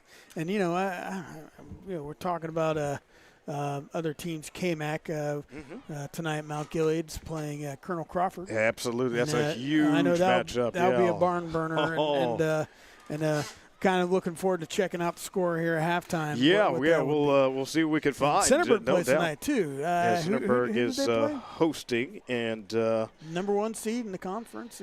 Yeah, right. I'm trying to think for a moment. Centerburg is. Centerburg got. Oh yeah, Ridgewood. Yeah, that's right. Okay, so some other teams in KMAC action tonight. KMAction. That's it. Okay. Right. That's kind of like Maction. Was it Maction night, Maction football for when the Mac is on TV? That's right. Yes, exactly. Yeah, that's right. I forgot about Maction. that. Yeah, that's right. KMAction. Yes, with the Knox Morrow I wonder if Conference. Brian's gonna staple that and trademark it. Can talk to him about it. Yeah, see. Yeah, they're going for it on 4th down. Why not? Maybe, no, incomplete, looking for War. And that is a turnover on downs. Yeah, not necessarily a bad play, but even a better play there by Briggs Wallace. And, nice job by him. Even though that ball was caught, he knocked it right out of the hands and giving the ball right back to the Blue Devils with 1:21 left in the half. And if you're Danville, you might be content just running a few times here, seeing what happens. Let that clock run down to 0, and you waltz into the locker room at halftime up 42-0. Absolutely. Yes. I mean, the main thing, don't turn it over. Don't do something to get hurt. Correct. Got a huge lead here. 1:21 to go till halftime. All right. 1st and 10 is still Parker under center. Takes his time. Yep, going with Siren Wallace. He's still running hard. Yeah, and eluding players. My goodness. Yeah, that is, that's just some tremendous work right here as we look at our Danville Tyrant alignment. Right there, replay. That cut back up to the middle. Again, that's just. Special player. Golly. Oh, my gosh, you're so right. So low, he shifts, and he stays low as a running back, and, he just. It reminds me a little bit of a Barry Sanders kind of feel. Just one step, stay low, bang. 1st and 10 play on the ground. Yep, he just keeps on motoring, does Siren Wallace, and looks like he's got yet another 1st down. Yes, he does. Yep, and that, of course, clock stops on a 1st down here. And so, if you're Danville right here, you've had 2 great runs and a little bit of a hurry up here, quick huddle. Yeah, there's definitely time, especially with this offense, how they're cooking tonight. Let's see it. 1st and 10. Setting up here for Ridgeway. And gets wrapped up by Crook. Anderson takes him down near the 40-yard line. Yeah, that's going to stay in bounds. If you're Danville, this is the time if you're going to maybe do a long pass play. Or are they going to clock it? Yep, they clocked it. There you go. All the 13-year-old girls that are watching right now heard us go, clock it. What? Clock it. Do you know what that means? I have no idea. Right? And I find myself fortunate that I don't. Kind of like the 6-7. Right. Yeah, exactly. Clock it. I'll never get that. 6-7. Yeah, exactly. No. Clock it means write it down. It's bona fide. It's okay. real. It's I teach high school, man. I got to know that crap. Exactly. Yeah, you're teaching me a new language, my friend. All righty, let's see. Parker Proper on the pass. And looks like he was inbound. Yeah, yep. Nice he sure was. Nice little comeback. And Mickley putting them in a position here to where they can try and make one more attempt. They've got time for 2 plays. They have time for 2 plays, and so their goal right now has got to be something to where they can make this to where it's a 10-yard throw or so, and it's got to be out of bounds. So if you're Fisher Catholic, you got to be guarding the left side of that zone. First 10, 28-yard line. Parker Proper eludes a rush, lets it go downfield. Briggs Wallace. Oh, and he's out of bounds. He's got the catch. 3 seconds near the 5-yard line. Wow. Man. My goodness, we see it again. Oh, wow. Nice job keeping the foot down. That's superstar stuff right there. Are you kidding me? Are they going to kick a field goal here, Kirk? Maybe. What? Gonna blow your mind. Wow. Well, okay. All right. Nolan Ridgway gonna be the one. Yes, indeed. Parker Proper with the hold. Put it down. Oh, that is blocked. That's why we go for 2, dang it. Right. Good penetration there by Fisher. Good block. But that'll do it for the first half of play. Obviously, on our Bottleneck Bar and Grill scoreboard, it is all Blue Devils as they are really taking control. So, we'll take a little break, come back for our halftime show featuring both of the bands. So glad you're with us for high school football on the OH Report.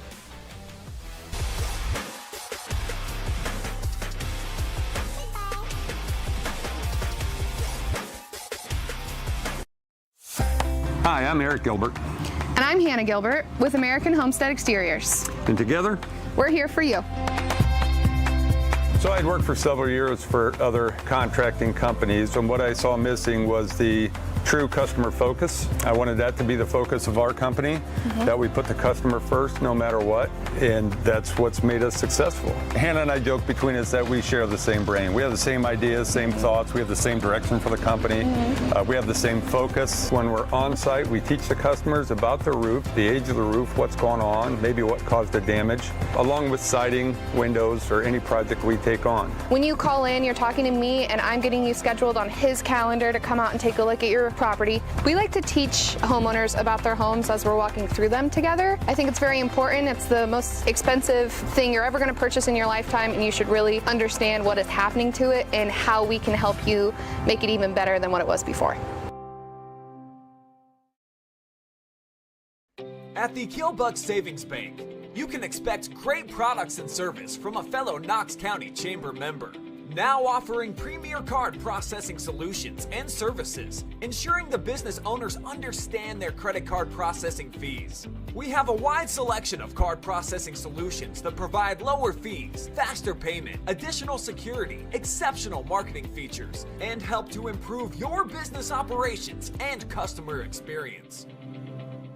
At Knox Community Hospital, your primary care physician is more than someone who delivers your test results, more than someone who writes prescriptions, more than someone who listens to your heart. We are your healthcare partner who takes the time to know you, listen to your concerns, and provide you with expert personalized care to make and keep you well. Because to us, you're more than just numbers on a chart.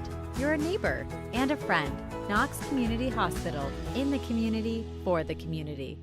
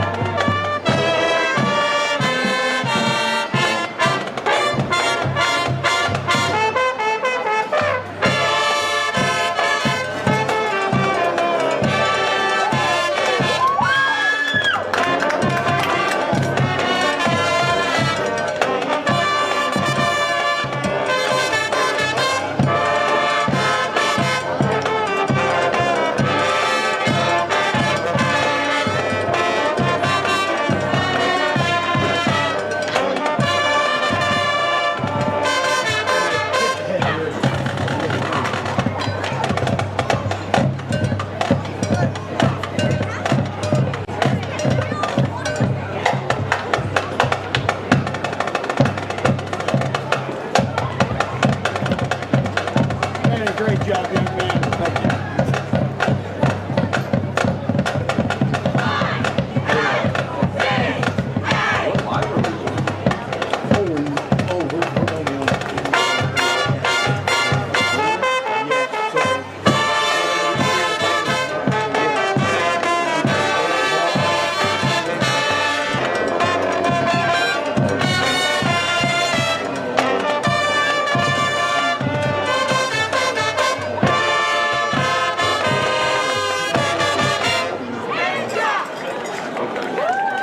This next shot needs no introduction. Get ready to walk with the Blue Devil Band to deliver one of the most legendary songs in rock history. You know the energy, and now you're about to hear it like never before. Live, loud, and full of power from your very own Blue Devil Band. So buckle up, because this train is off the rails and coming straight for the stands.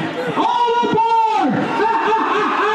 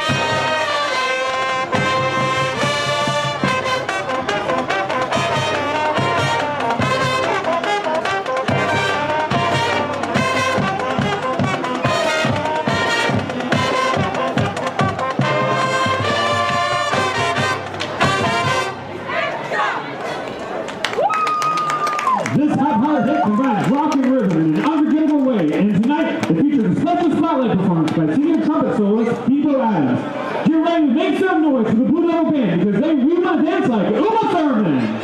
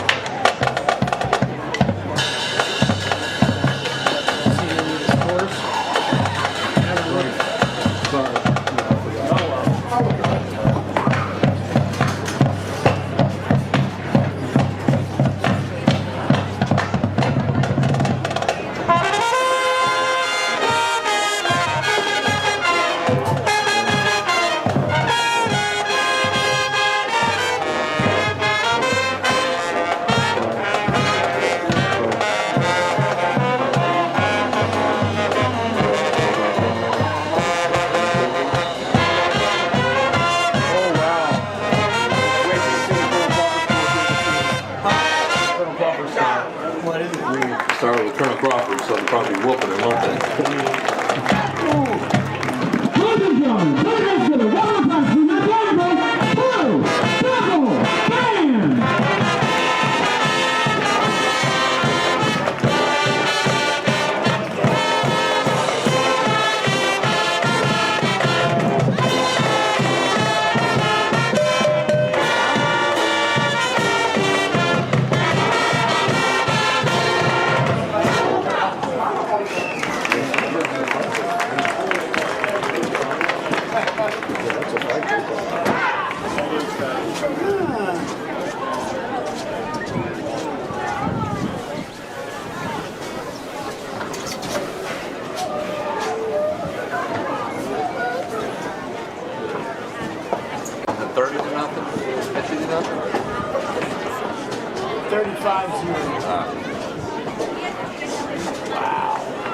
I was afraid of that because if it wasn't raining, I was worried.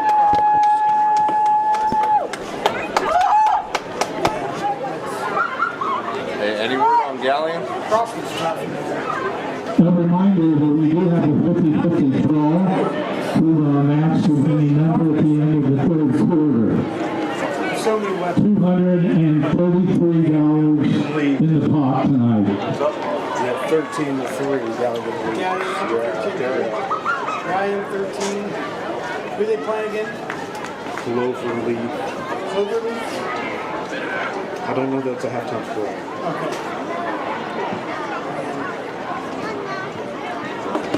That stinks because I know not good. They got seniors. I'm not seeing the other bands. I'm not seeing the other. They're not.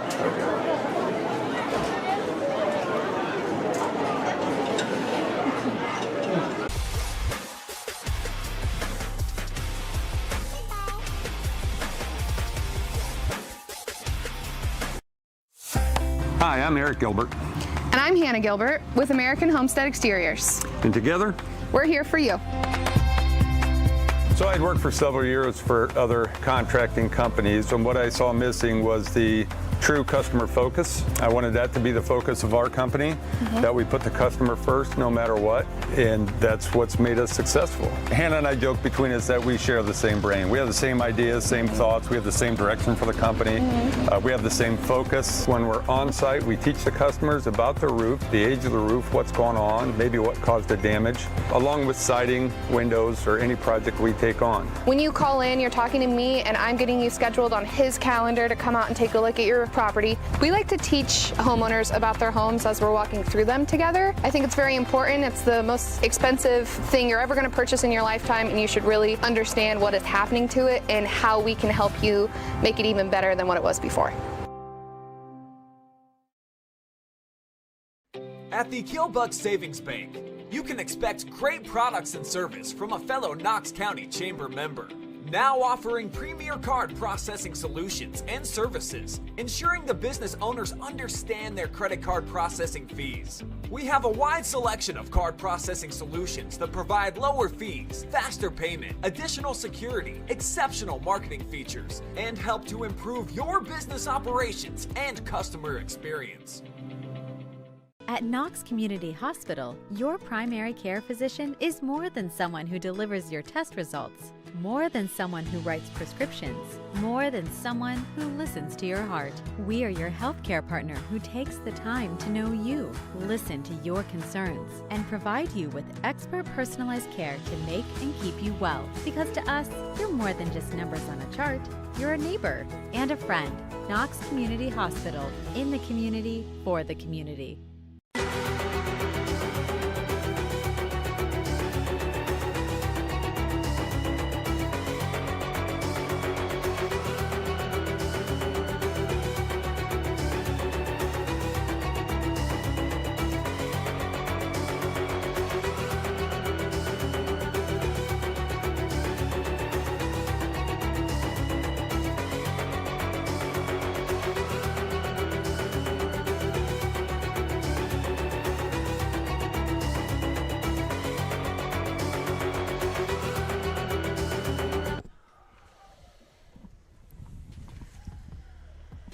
It is our Valley ATV halftime show, and as you can see on the scoreboard, it is, wow, all Danville, 42-0 on Fisher Catholic. And, yeah, really started off, Siren Wallace with, his extraordinary play. He had that 16-yard touchdown run. They followed that up with a 2-point conversion. And Siren gets a 53-yard touchdown run. He's able to go in for 2. And then they get an interception or Wesley Payne. And then that leads to a 10-yard play for Briggs Wallace.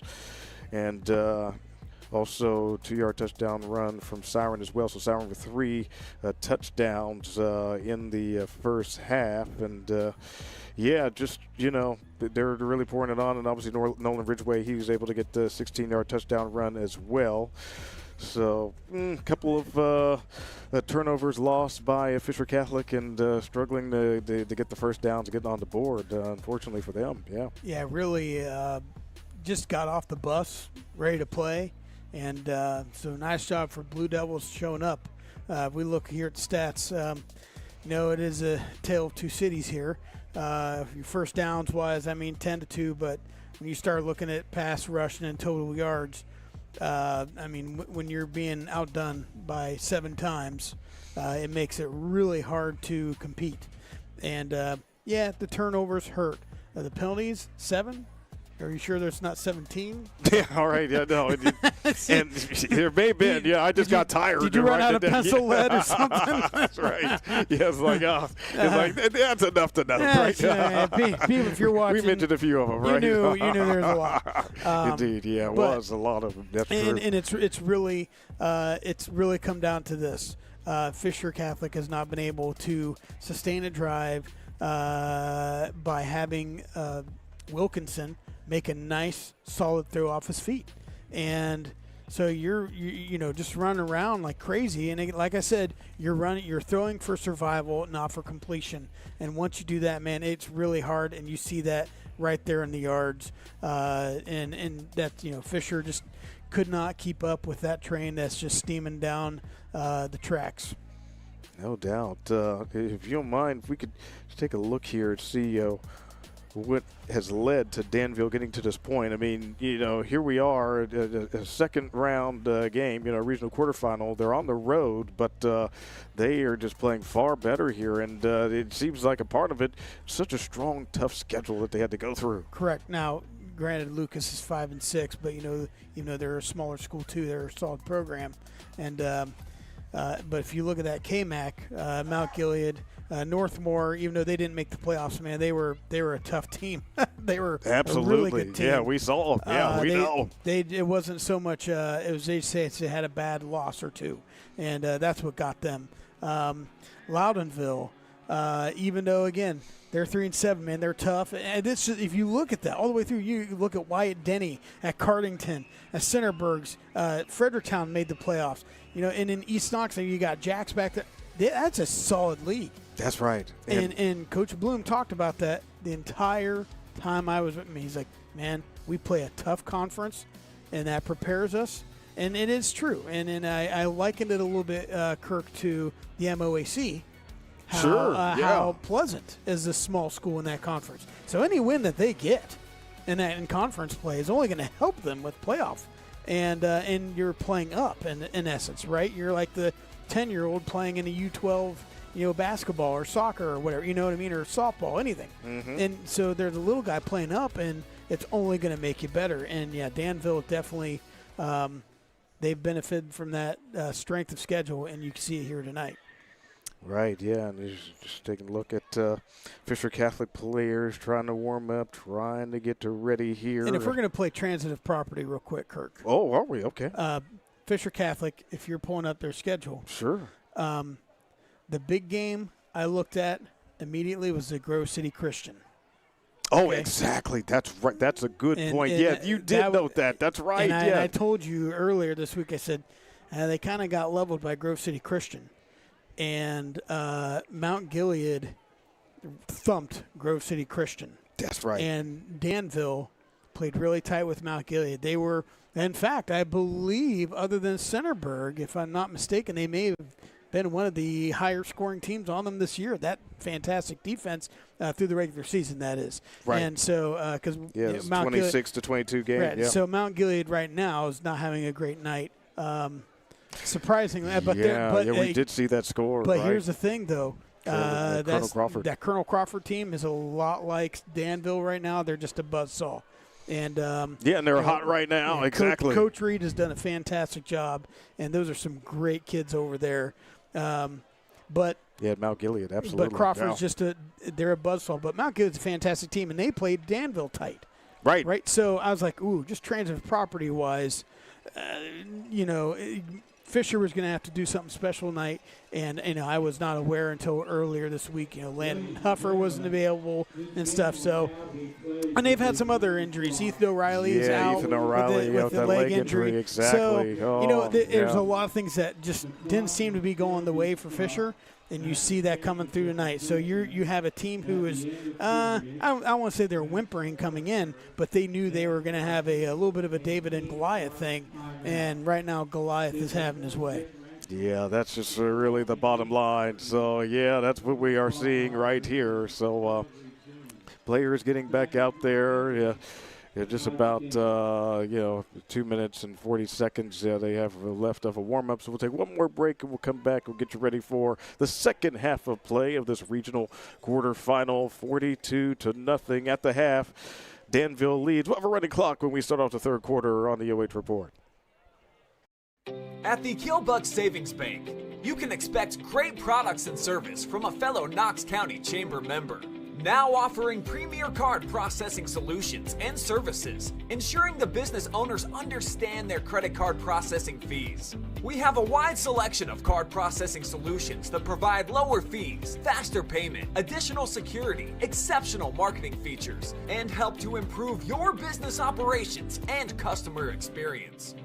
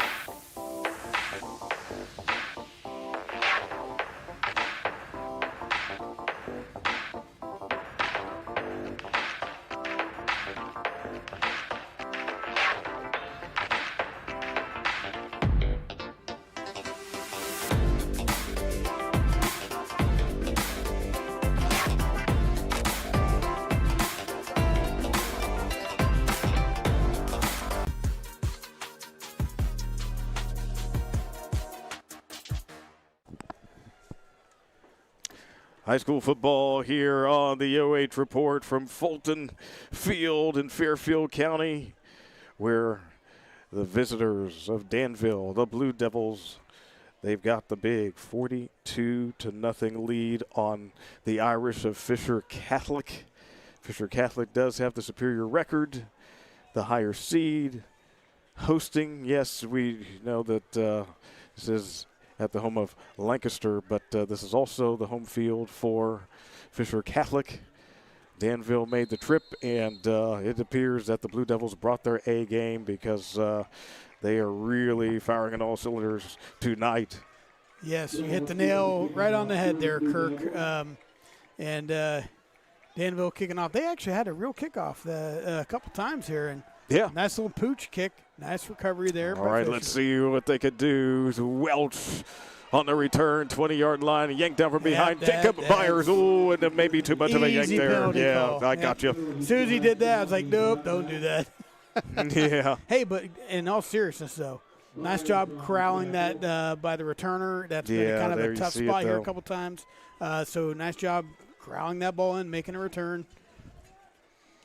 Yeah, so Danville has played really well, but the penalties have been kind of tough for the Blue Devils. So some things to work on if they do indeed get through, as surely it appears that they will, into the next round and maybe even beyond. Right, and you know, something like a horse collar tackle, it's like, guys, what are you doing? You know? Yeah. Again, you want to get them down, but right. Those are things where you're talking like, hey, we've had a lot of penalties here. Why are we doing this to ourselves? Those are things, again, like I said earlier, where if you want to make your team ready, because there's going to be a game where those things are going to matter, you really coach that up next week. 1st and 10, 35-yard line. Yep. We see the quarterback, Wilkinson. Yep, and just nobody home right there. And that's the thing, this whole night, he's really been under pressure. It's been hard for him. Correct, and he's just trying to get rid of the ball as soon as he can. He hears the footsteps coming. And, you're talking about some other games here. Waterford up 35-7. So it looks like they're have that game under control. Crawford up 35-0 over Mount Gilead. And Ridgewood and Centerburg in a dogfight, 20-14. You were talking about how great Centerburg is. And they're in one right now and Galleon up 13-3. So some good games out there.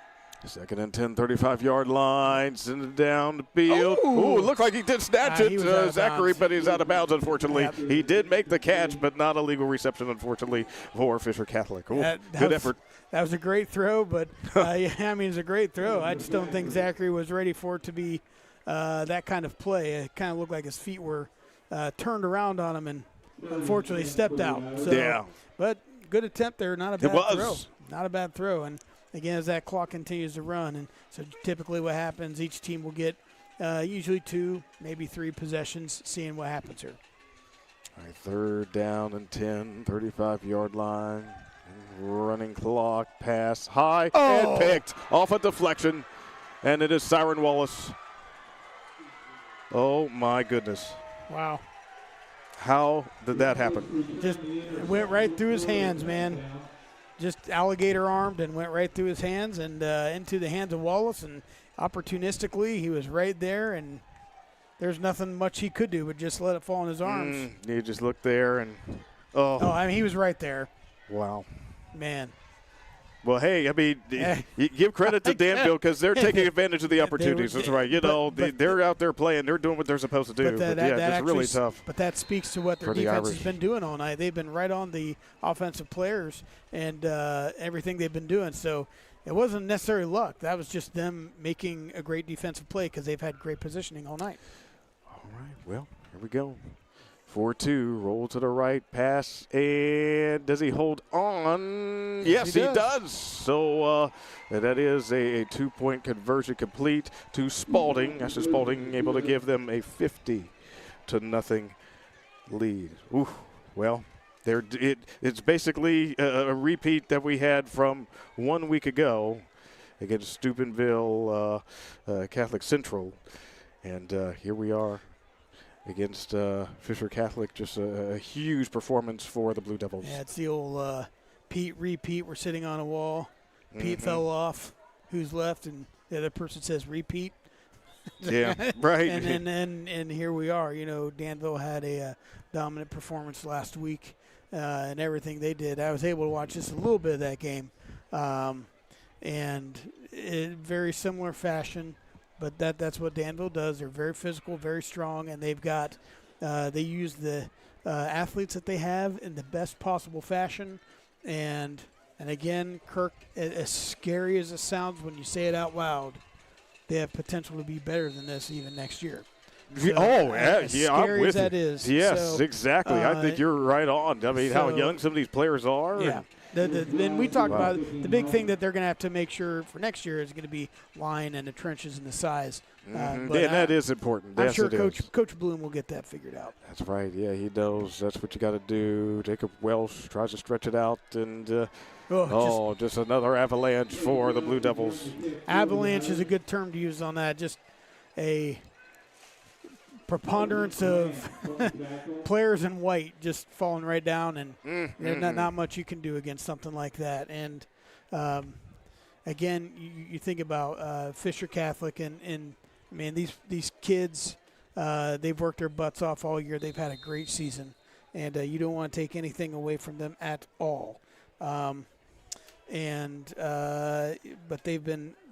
tried to do the best they can tonight and bring pride to their school, and they've done a great job, great attitudes, and even down to cheerleaders and the band, just a bunch of great kids.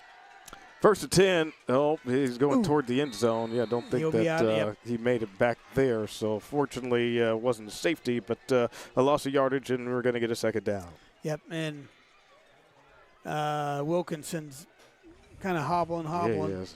Yeah, he took it, but again, that's that backside that they've been seeing all night, man, and it a la Joe Theismann, you don't want to get hurt.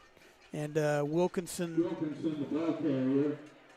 that's hard, man. That's hard. It's a bad position for Wilkinson. Second down and long. He's got to take this one from his own end zone. Got to get it out quickly, and does. Oh, but just could not hold on to the ball right there on the near side. Zachary, good defense. Briggs Wallace for Danville. Yeah, tippity-tappity, couldn't make it happen and bring it in. Nice job by Briggs Wallace to break that up, to keep the completion from happening. If you're Fisher Catholic right here, you don't want to put yourself in jeopardy with a hold in the end zone, particularly, and get a safety. But at the same time, if you run a belly play and your line gets pushed back on this, then you could potentially give up a safety. So it's they really got to hunker down and play assignment blocking schemes here. Third and, looking at 23 yards they need from the 1 yard line. And, again, got to take it from their own end zone. Welch, and it goes over him, and it goes out, and that is a safety. That's another way to get a safety. That's not the one I had on my bingo card, but, that's the second kind of tricky snap they've had here tonight, and resulting in a total of 8 points for them. But so now, of course, what's going to happen is Fisher Catholic will punt off the ball on a safety. And, like I said, whether it's a hold or a belly play gets pushed back, but still a safety. And in the terms, as weird as this sounds, that might not always be the bad thing, because I'm telling you, Wilkinson's been taking some on the chin. He has. And it's been a really physical game, and correct. we know the line's trying as best as as possible to block, but these defenders for Danville are ruthless. That front four is, you don't want to call them the four horsemen quite yet, but okay, but maybe wait till next week. Yeah, right. But it's hard, man, and they've been. Yeah, they all have to make sure it's not a regular punt. It's kind of a weird, and they're trying to figure that out. So, Coach Tim is out there just making sure everyone's lined up and doing what they need to do. For sure, yeah. Plenty of opportunities for some coaching and some teaching and these situations. Yeah. Yeah, this is his again 6 years as head coach, but he's been there 24, and He's done a great job getting them here this year, and so he's continuing to do his job. Nice job. There we go. Yep. And it looks like Wesley Payne. What? Payne. He is up on his feet.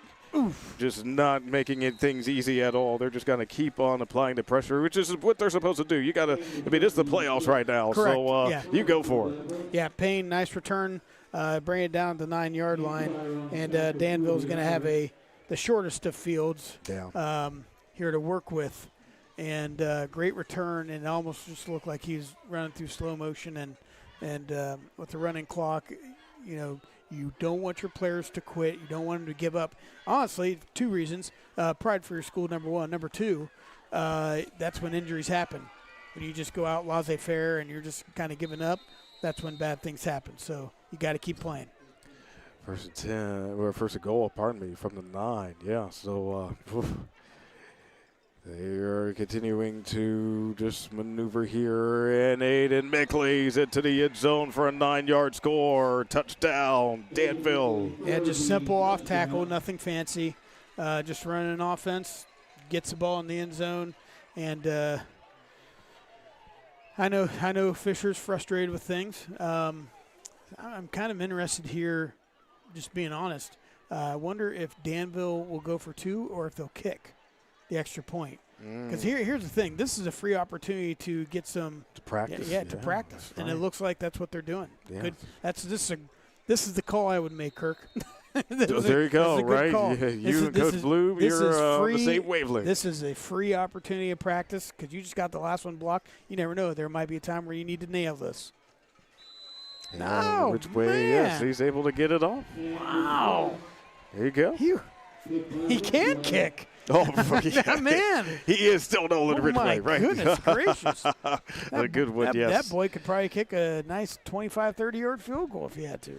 Good leg. Yeah, he definitely has that. And, we see on the punting side. But, right, you got to practice those extra points and field goals because that's a different type of story. But there will be a game where Danville plays that it comes down to 1 point, 1 possession, whether it's extra point, field goal potentially, and you got to make sure that stuff's good. It might be one of those things where if you're Danville and you have an opportunity, if it's like second down and you're inside the 10, or if you're on the 10 or 15, try kicking a field goal. You don't get game reps in situations often, and this is an opportunity, and that's the one thing where there's been maybe the question mark on their kicking game, and so that was a good opportunity to execute it there. But if you have another chance to maybe kick a field goal, why not? Always, want to work on those things that you need to work on. Because I'm with you. There could be that scenario. You just never know. And the more reps you get at that in a game situation, the better. And this is the exact kind of situation that you can benefit. It's a low risk, high reward situation. So we'll see if that opportunity presents itself. And, so we'll keep an eye on that. But 59-0 with under a minute left, so we'll probably kick this off, and Fisher might have 1 play to run before the end of the third quarter. With the running clock situation, absolutely. So, yep. And clock is moving once again on the approach. Briggs Wallace. A little fumble there, but Delabar, yep. Delabar. I know, right? Boy. My guy. Yes, he's got to keep on fighting. That's good. That's absolutely, man. That's what you want. Good for him. Good for him, man. He just not every day you see a defensive end pick up a ball and start running. Indeed, yes. Yeah, that is Caden Delabar, senior player. So going out final game with some strength. So here we go, 1st and 10, 39-yard line. Yep, end of the quarter. And that will do it for 3 quarters of play. 59-0 in favor of Danville. Back for the 4th quarter. High school football on the OH Report.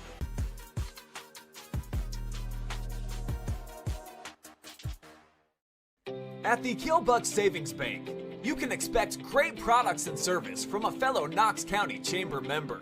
Now offering premier card processing solutions and services, ensuring the business owners understand their credit card processing fees. We have a wide selection of card processing solutions that provide lower fees, faster payment, additional security, exceptional marketing features, and help to improve your business operations and customer experience.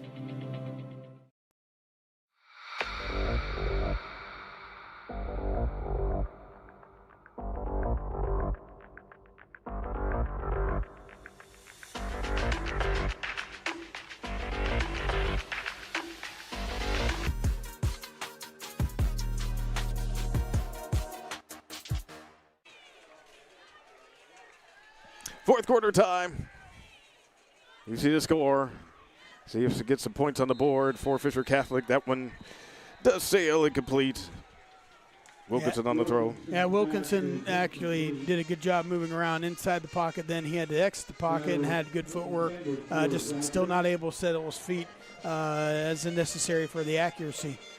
And, yep, that's going to result here, second down for the Irish.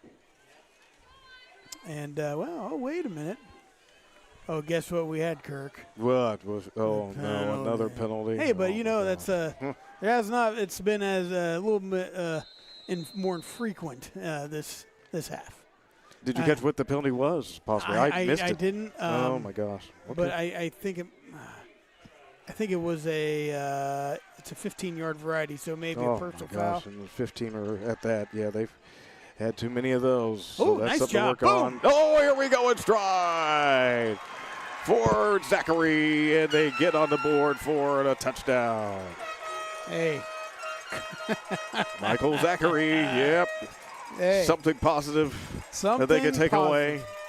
Listen, there's you don't ever want to get shut out and blanked in a game. You want to have a taste of success. And so great job, good connection, and he went right up the side seam. And I know Danville's got a little bit of depth playing in there right now, and boy, they executed that perfectly. Yeah, they sure did. And good for them. Yeah, that just sort of came out of nowhere. Like, all right, well, I saw him. They wish they would have done that earlier. Yeah, the safety just didn't. He got sucked in, and he did not mark the deep vertical. And right. I saw that happening. So, but hey, and also importantly, sometimes when you're that wide open, it's hard to connect that and make that throw happen. So, good job making sure it happened. They sure did. They got it done. Wilkinson. There you go. And there they make the connection for the 2 points, 2 cards. All right, so on our scoreboard, brought to you by the Bottleneck Bar and Grill, it is 59-8. We're back for more of the fourth quarter high school football on the OH Report. At the Keelbuck Savings Bank, you can expect great products and service from a fellow Knox County Chamber member. Now offering premier card processing solutions and services, ensuring the business owners understand their credit card processing fees. We have a wide selection of card processing solutions that provide lower fees, faster payment, additional security, exceptional marketing features, and help to improve your business operations and customer experience.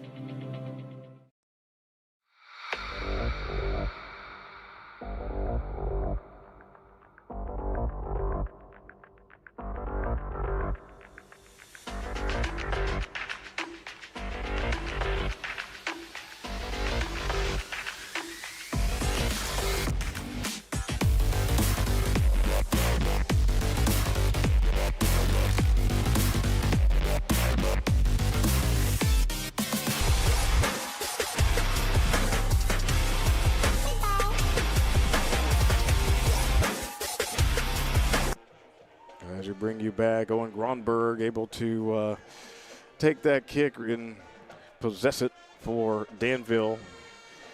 Yeah, and what you saw, nice job by Fisher taking the ball down there, scoring.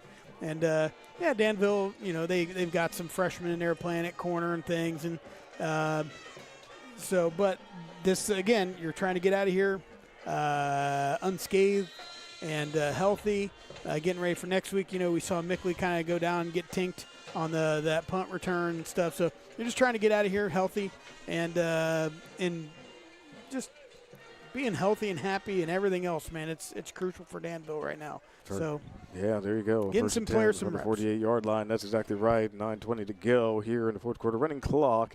Danville with the huge lead. So, it's a drop over there on the far side. Well, maybe Kyle Hackman just took his eyes off the ball for just a moment. As we get some of these younger players, which is absolutely what you got to do right now. Yeah, just right.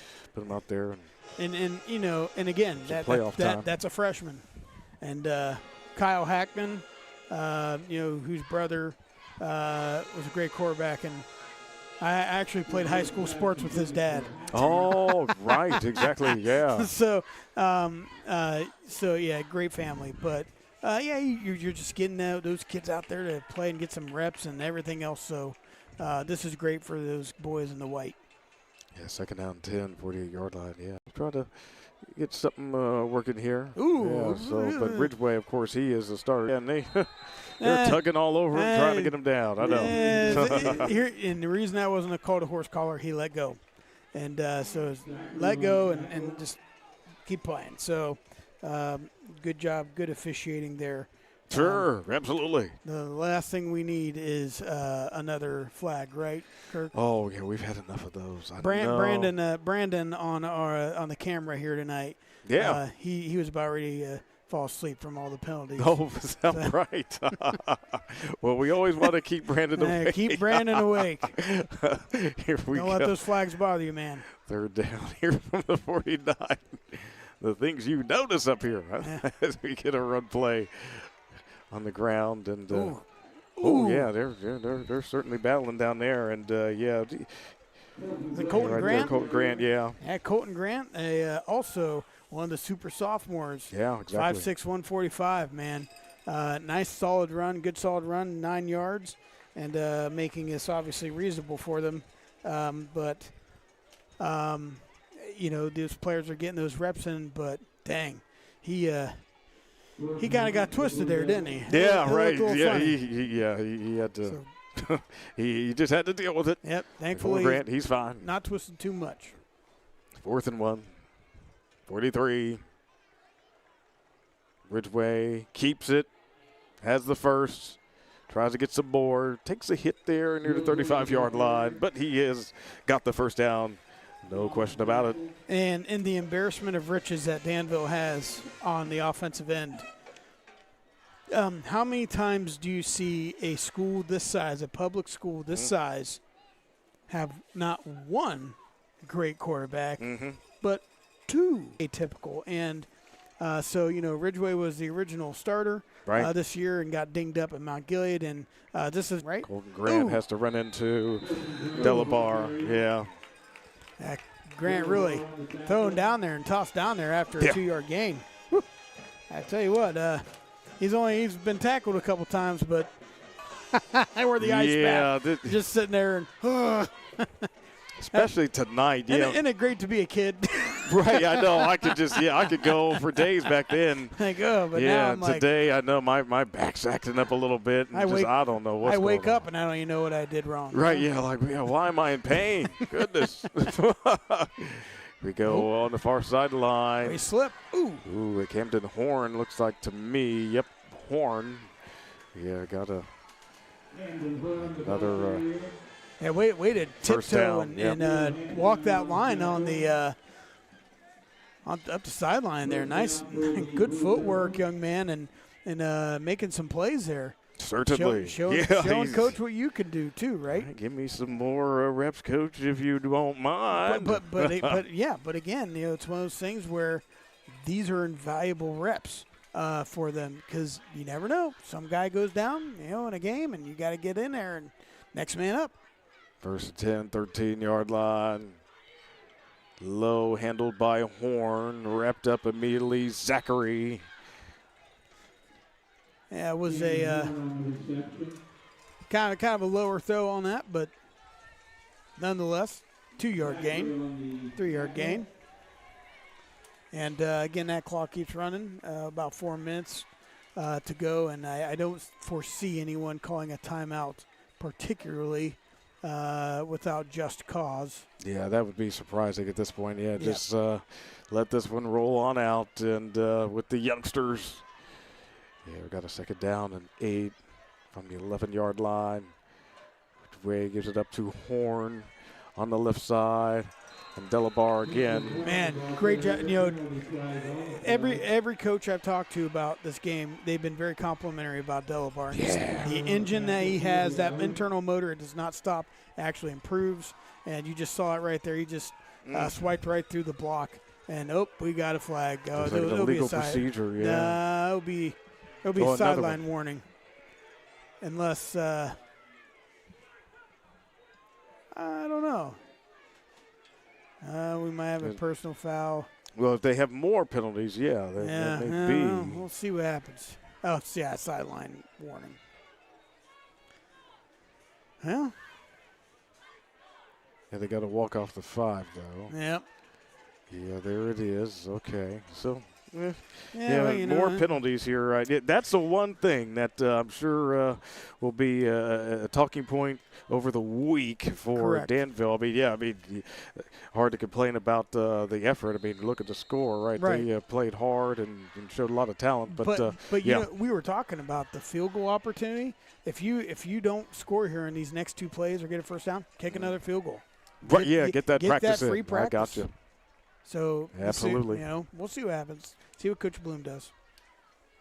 All right, this time going on the ground here with Karn. Here's a penalty. Oh wow, Jake Karn after that. Yeah, well, yeah, it was even before the run was completed, the flag came out. Brandon, don't fall asleep. Just kidding. Brandon's been doing a great job. Yeah, that's the first time I've worked with this young man. I feel like I'm an old man saying, this young man, these kids. Yeah, Brandon Powell, obviously a veteran with the OH Report, does a great job. And yeah, I've had the opportunity to work with Brandon in a number of volleyball games. He's been doing a great job. Absolutely, so, yes. About 2 minutes, and once again, Danville is in second and Canton. Yeah, they've got a long way to go. So, there's still that opportunity. You know, it's a long way for a first down, even though it was a great run there, but got called back. But see what they do here in these next couple plays. Under 2 minutes. The running clock, this one is just about through. Go back to Karn. Yeah, why not? Give him a chance. And, Crook on the tackle for Fisher Catholic. Yeah, nice job by Fisher Catholic, man. They're not quitting. They're still running to the ball. They're now, granted, they're all playing inside the box here. But they know everything's a run, but they're not quitting, and they're still out there trying hard. That's what it's about, absolutely. Yep. So it speaks to their character and the coaching job that Coach Timmis has made, the opportunities he's had to mold boys into men. For sure, as we head toward that final minute of the 4th quarter. Got a 3rd down. 14 from the 19-yard line. Yep, Karn again. Just whatever you can get. Yeah, Delavar, he just keeps his sights on him, right? Yeah, how about that? Yeah, he just keeps playing hard right till the end of his very last game. And as a high school player. And here we go. This is the situation I was talking about. If you're Danville, kick a field goal. This is a free opportunity. So, we'll see what Coach Bloom does here. He's the one who's getting paid, not me. He get paid to make the big decisions. That's right. For Danville. You know it. And also if you have, or maybe if you have a senior or something that hasn't had the ball yet, get the ball to them. Yep, there. There's lots of reasons here. See what happens. Ridgeway, quarterback. He just hands off the car and, just get what you can, man. Oh, and look at the flag. It's Nick Harris on the tackle. It's a ball game. Hold, but it'll be done. Yeah, I think, right, that's it. That's it. So no need to do anything else. The running clock does its job, and this one is indeed a final. Yes, sir, and we'll be back with the player of the game, right, Kirk? Yes, we'll talk with our MVP, have some post-game stats, and then look forward to the next round for Danville. So glad you're with us for our OH Report coverage of high school football on this Friday night in November.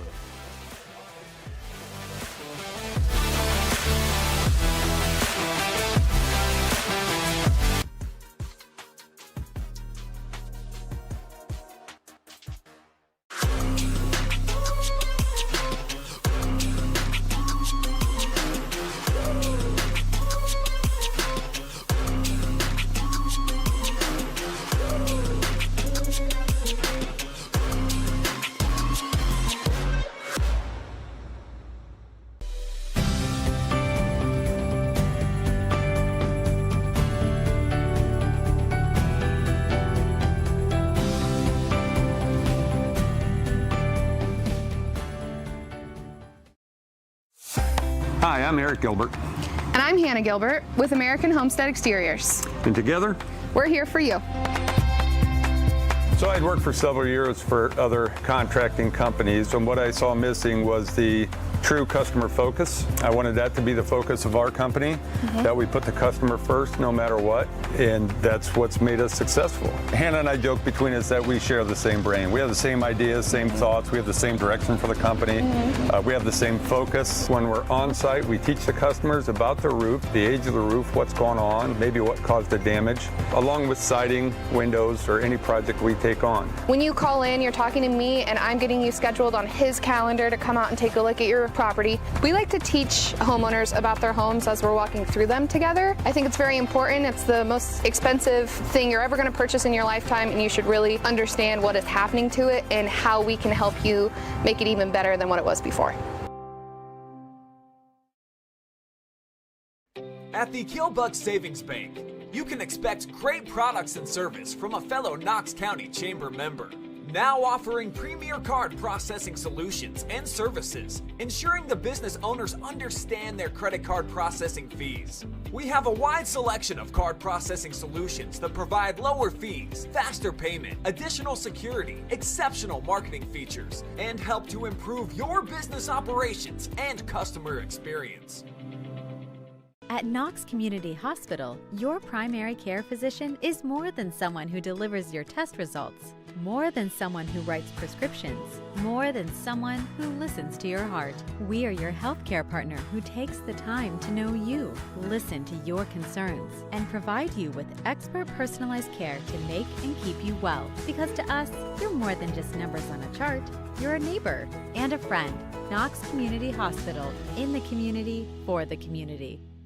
This is Jonathan Langdon. Catch me right here every Thursday for the Block Party presented by Bob and Bob Door Company, your place for volleyball highlights on the OH Report.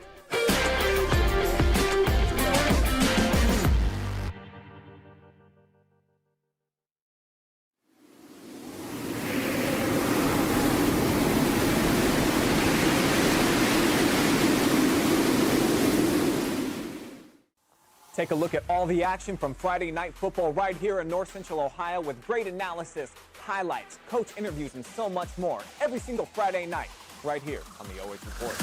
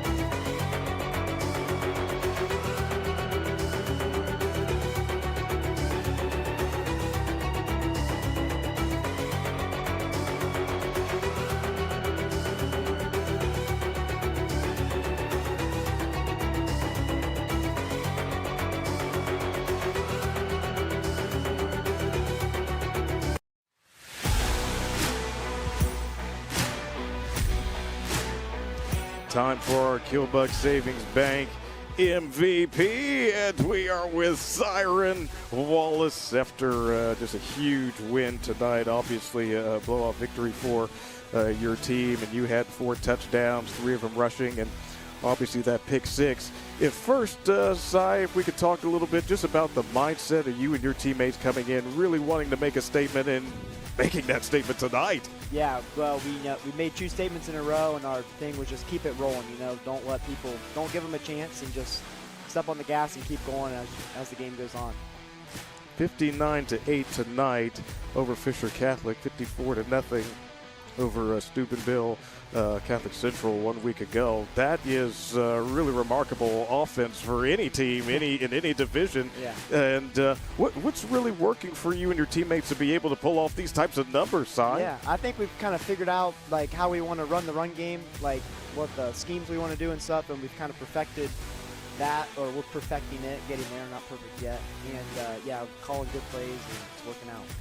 Yeah, and I mean, certainly there were some penalties in this game. I mean, it's hard to complain about that when you run up numbers like this, but as you seek to get stronger and stronger as a football team, how do you sort of work through that side of things? You want to be aggressive, but you also don't want to lose yards on the penalties. Yeah, there's definitely a fine line, and that's just something we definitely got to clean up, because as we go on, teams are going to get better, and you can't afford mistakes like that. That'll kill you. There you go, and Si, based on what we saw in the scores, it does appear that Waterford will be your next opponent, a regional semifinal, and the rest of the way you'll be on a neutral field.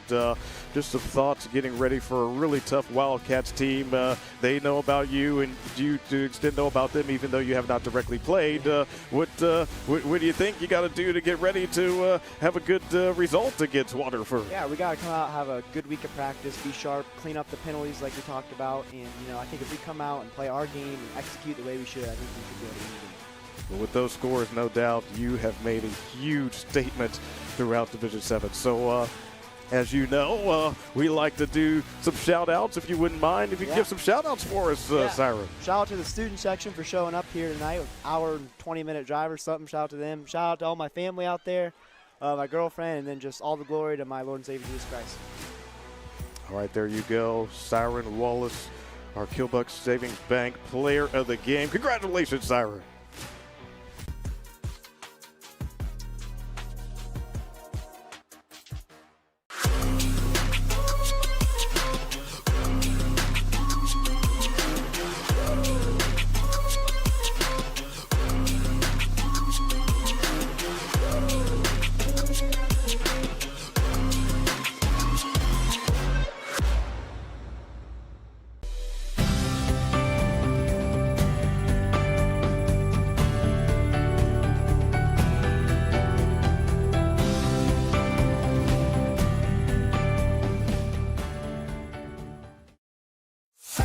Hi, I'm Eric Gilbert. And I'm Hannah Gilbert with American Homestead Exteriors. And together, We're here for you. so I'd worked for several years for other contracting companies, and what I saw missing was the true customer focus. I wanted that to be the focus of our company, that we put the customer first no matter what, and that's what's made us successful. Hannah and I joke between us that we share the same brain. We have the same ideas, same thoughts, we have the same direction for the company, we have the same focus. When we're on site, we teach the customers about their roof, the age of the roof, what's going on, maybe what caused the damage, along with siding, windows, or any project we take on. When you call in, you're talking to me and I'm getting you scheduled on his calendar to come out and take a look at your property. We like to teach homeowners about their homes as we're walking through them together. I think it's very important. It's the most expensive thing you're ever going to purchase in your lifetime, and you should really understand what is happening to it and how we can help you make it even better than what it was before. At the Killbuck Savings Bank, you can expect great products and service from a fellow Knox County Chamber member. Now offering premier card processing solutions and services, ensuring the business owners understand their credit card processing fees. We have a wide selection of card processing solutions that provide lower fees, faster payment, additional security, exceptional marketing features, and help to improve your business operations and customer experience. At Knox Community Hospital, your primary care physician is more than someone who delivers your test results, more than someone who writes prescriptions, more than someone who listens to your heart. We are your healthcare partner who takes the time to know you, listen to your concerns, and provide you with expert personalized care to make and keep you well. Because to us, you're more than just numbers on a chart. You're a neighbor and a friend. Knox Community Hospital, in the community, for the community. This is Jonathan Langdon. Catch me right here every Thursday for the block party presented by Bob and Bob Door Company, your place for volleyball highlights on the OH Report.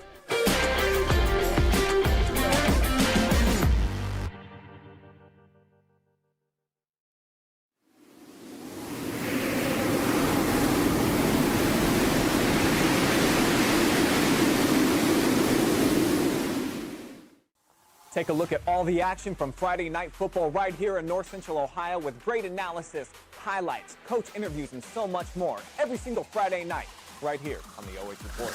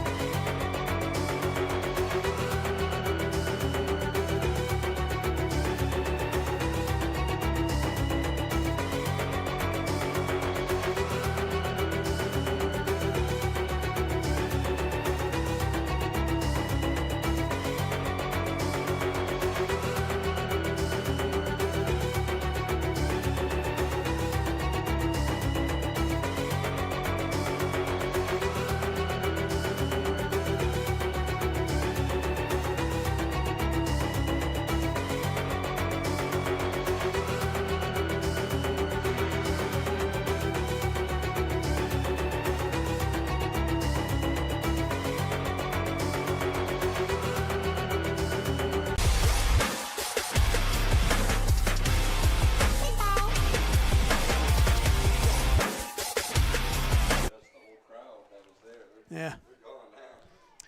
High school football on the OH Report. Clearly the game is over, and all Blue Devils of Danville defeating Fisher Catholic 59-8, and we were just with Siren Wallace moments ago. He had the 4 touchdowns, 3 rushing touchdowns, and the 1 pick six. And like you said, we just have to continue to get better because we know the competition continues to go up and up as our season goes along. And but the thing is, what a statement! 59-8 right here, 54-0 the week before. So this team is really good. Yeah, absolutely. And so anytime you're scoring over 100 points in your first 2 playoff games combined, you're probably rolling. And here's the thing. They're going to play Waterford next week. They're the number 2 seed. And so a lot of people are saying, like, oh, number 11, Danville, what? They are 11 seed and they're just killing people. But like we've talked about, they played a real tough schedule, and they were prepared for all this stuff. So I know Waterford will be a tough game next week, and they're in the Sweet 16 now. Because we're looking at these stats. You see the first down, just a 6-to-1 ratio. That just shows the dominance. And again, when you even go down and look at the total yards, it's just, and that's also counting in that Fisher Catholic had the really long touchdown pass. So right, yeah, if exactly. you eliminate that play, which is a great play on their part, had a sweet taste and smell of success there. But if you take away that play, it was even more one-sided than what it may appear so already. Clearly, the penalties, big issue that was talked about. And anytime your penalty yards are 100, holy mogoly. So they had quite a few with this one. That has to be fixed. Now, here's the thing. Danville started the year 2-3, and then my dad taught at Danville for over a decade. Okay. And he said, I know. He goes, they are a very proud community, and they love their football, and football is king. And they're football, and he was right. He's right, and he said the expectation is very high, and he said. At 2-3, he said something's going to have to change. And here's the thing. They had a couple rough patches against Centerburg and Fredericktown, but those are really good teams, and they're a bigger division. Those are preparatory games for what they're doing now. Absolutely. And so you're seeing things at a higher speed and a higher pace. So now the games kind of move slowly, and you can make the plays that you need to make victory happen, and that's what they've been doing. And so they're in here as an 11 seed, but man, they're hitting on all cylinders. Yes, they need to clean up a couple things, but boy, they really came out here to play tonight. And as Wallace said, the fans traveled. They sure did. The band did a great job. Did they ever? That's right. So it was good all the way around. Fisher, bless them, man. They came out here and they tried their best, and they're out there right now just enjoying the last moments together with their brothers on the field. But, Danville, going to be a good one there next Friday, Kirk. That's right, taking on Waterford. So, certainly we'll be ready for that. And we definitely want to thank our sponsors before we roll out of here. The Bottleneck Bar and Grill, Danville Tire and Alignment, Kilbuck Savings Bank, American Homestead Exteriors, Knox Community Hospital, and Danville Feed and Supply. Definitely appreciate you all sponsoring this event tonight. And, we're just going to continue to roll on with more playoff coverage on the OH Report in association with NFHS. So thank you for being a part of this. And, we're going to really, we're going to see who's ready to step up to be title contenders. Danville last year, as we know, making it to the state round in the semifinals. So the way they've been looking, you never know. Never know. They might just do it again. It's better. It's good to be hot. It's good to be good. When you're both, that's great.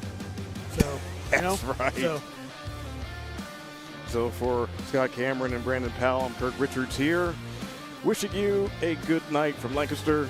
The winners, Danville, moving on to the regional semifinals.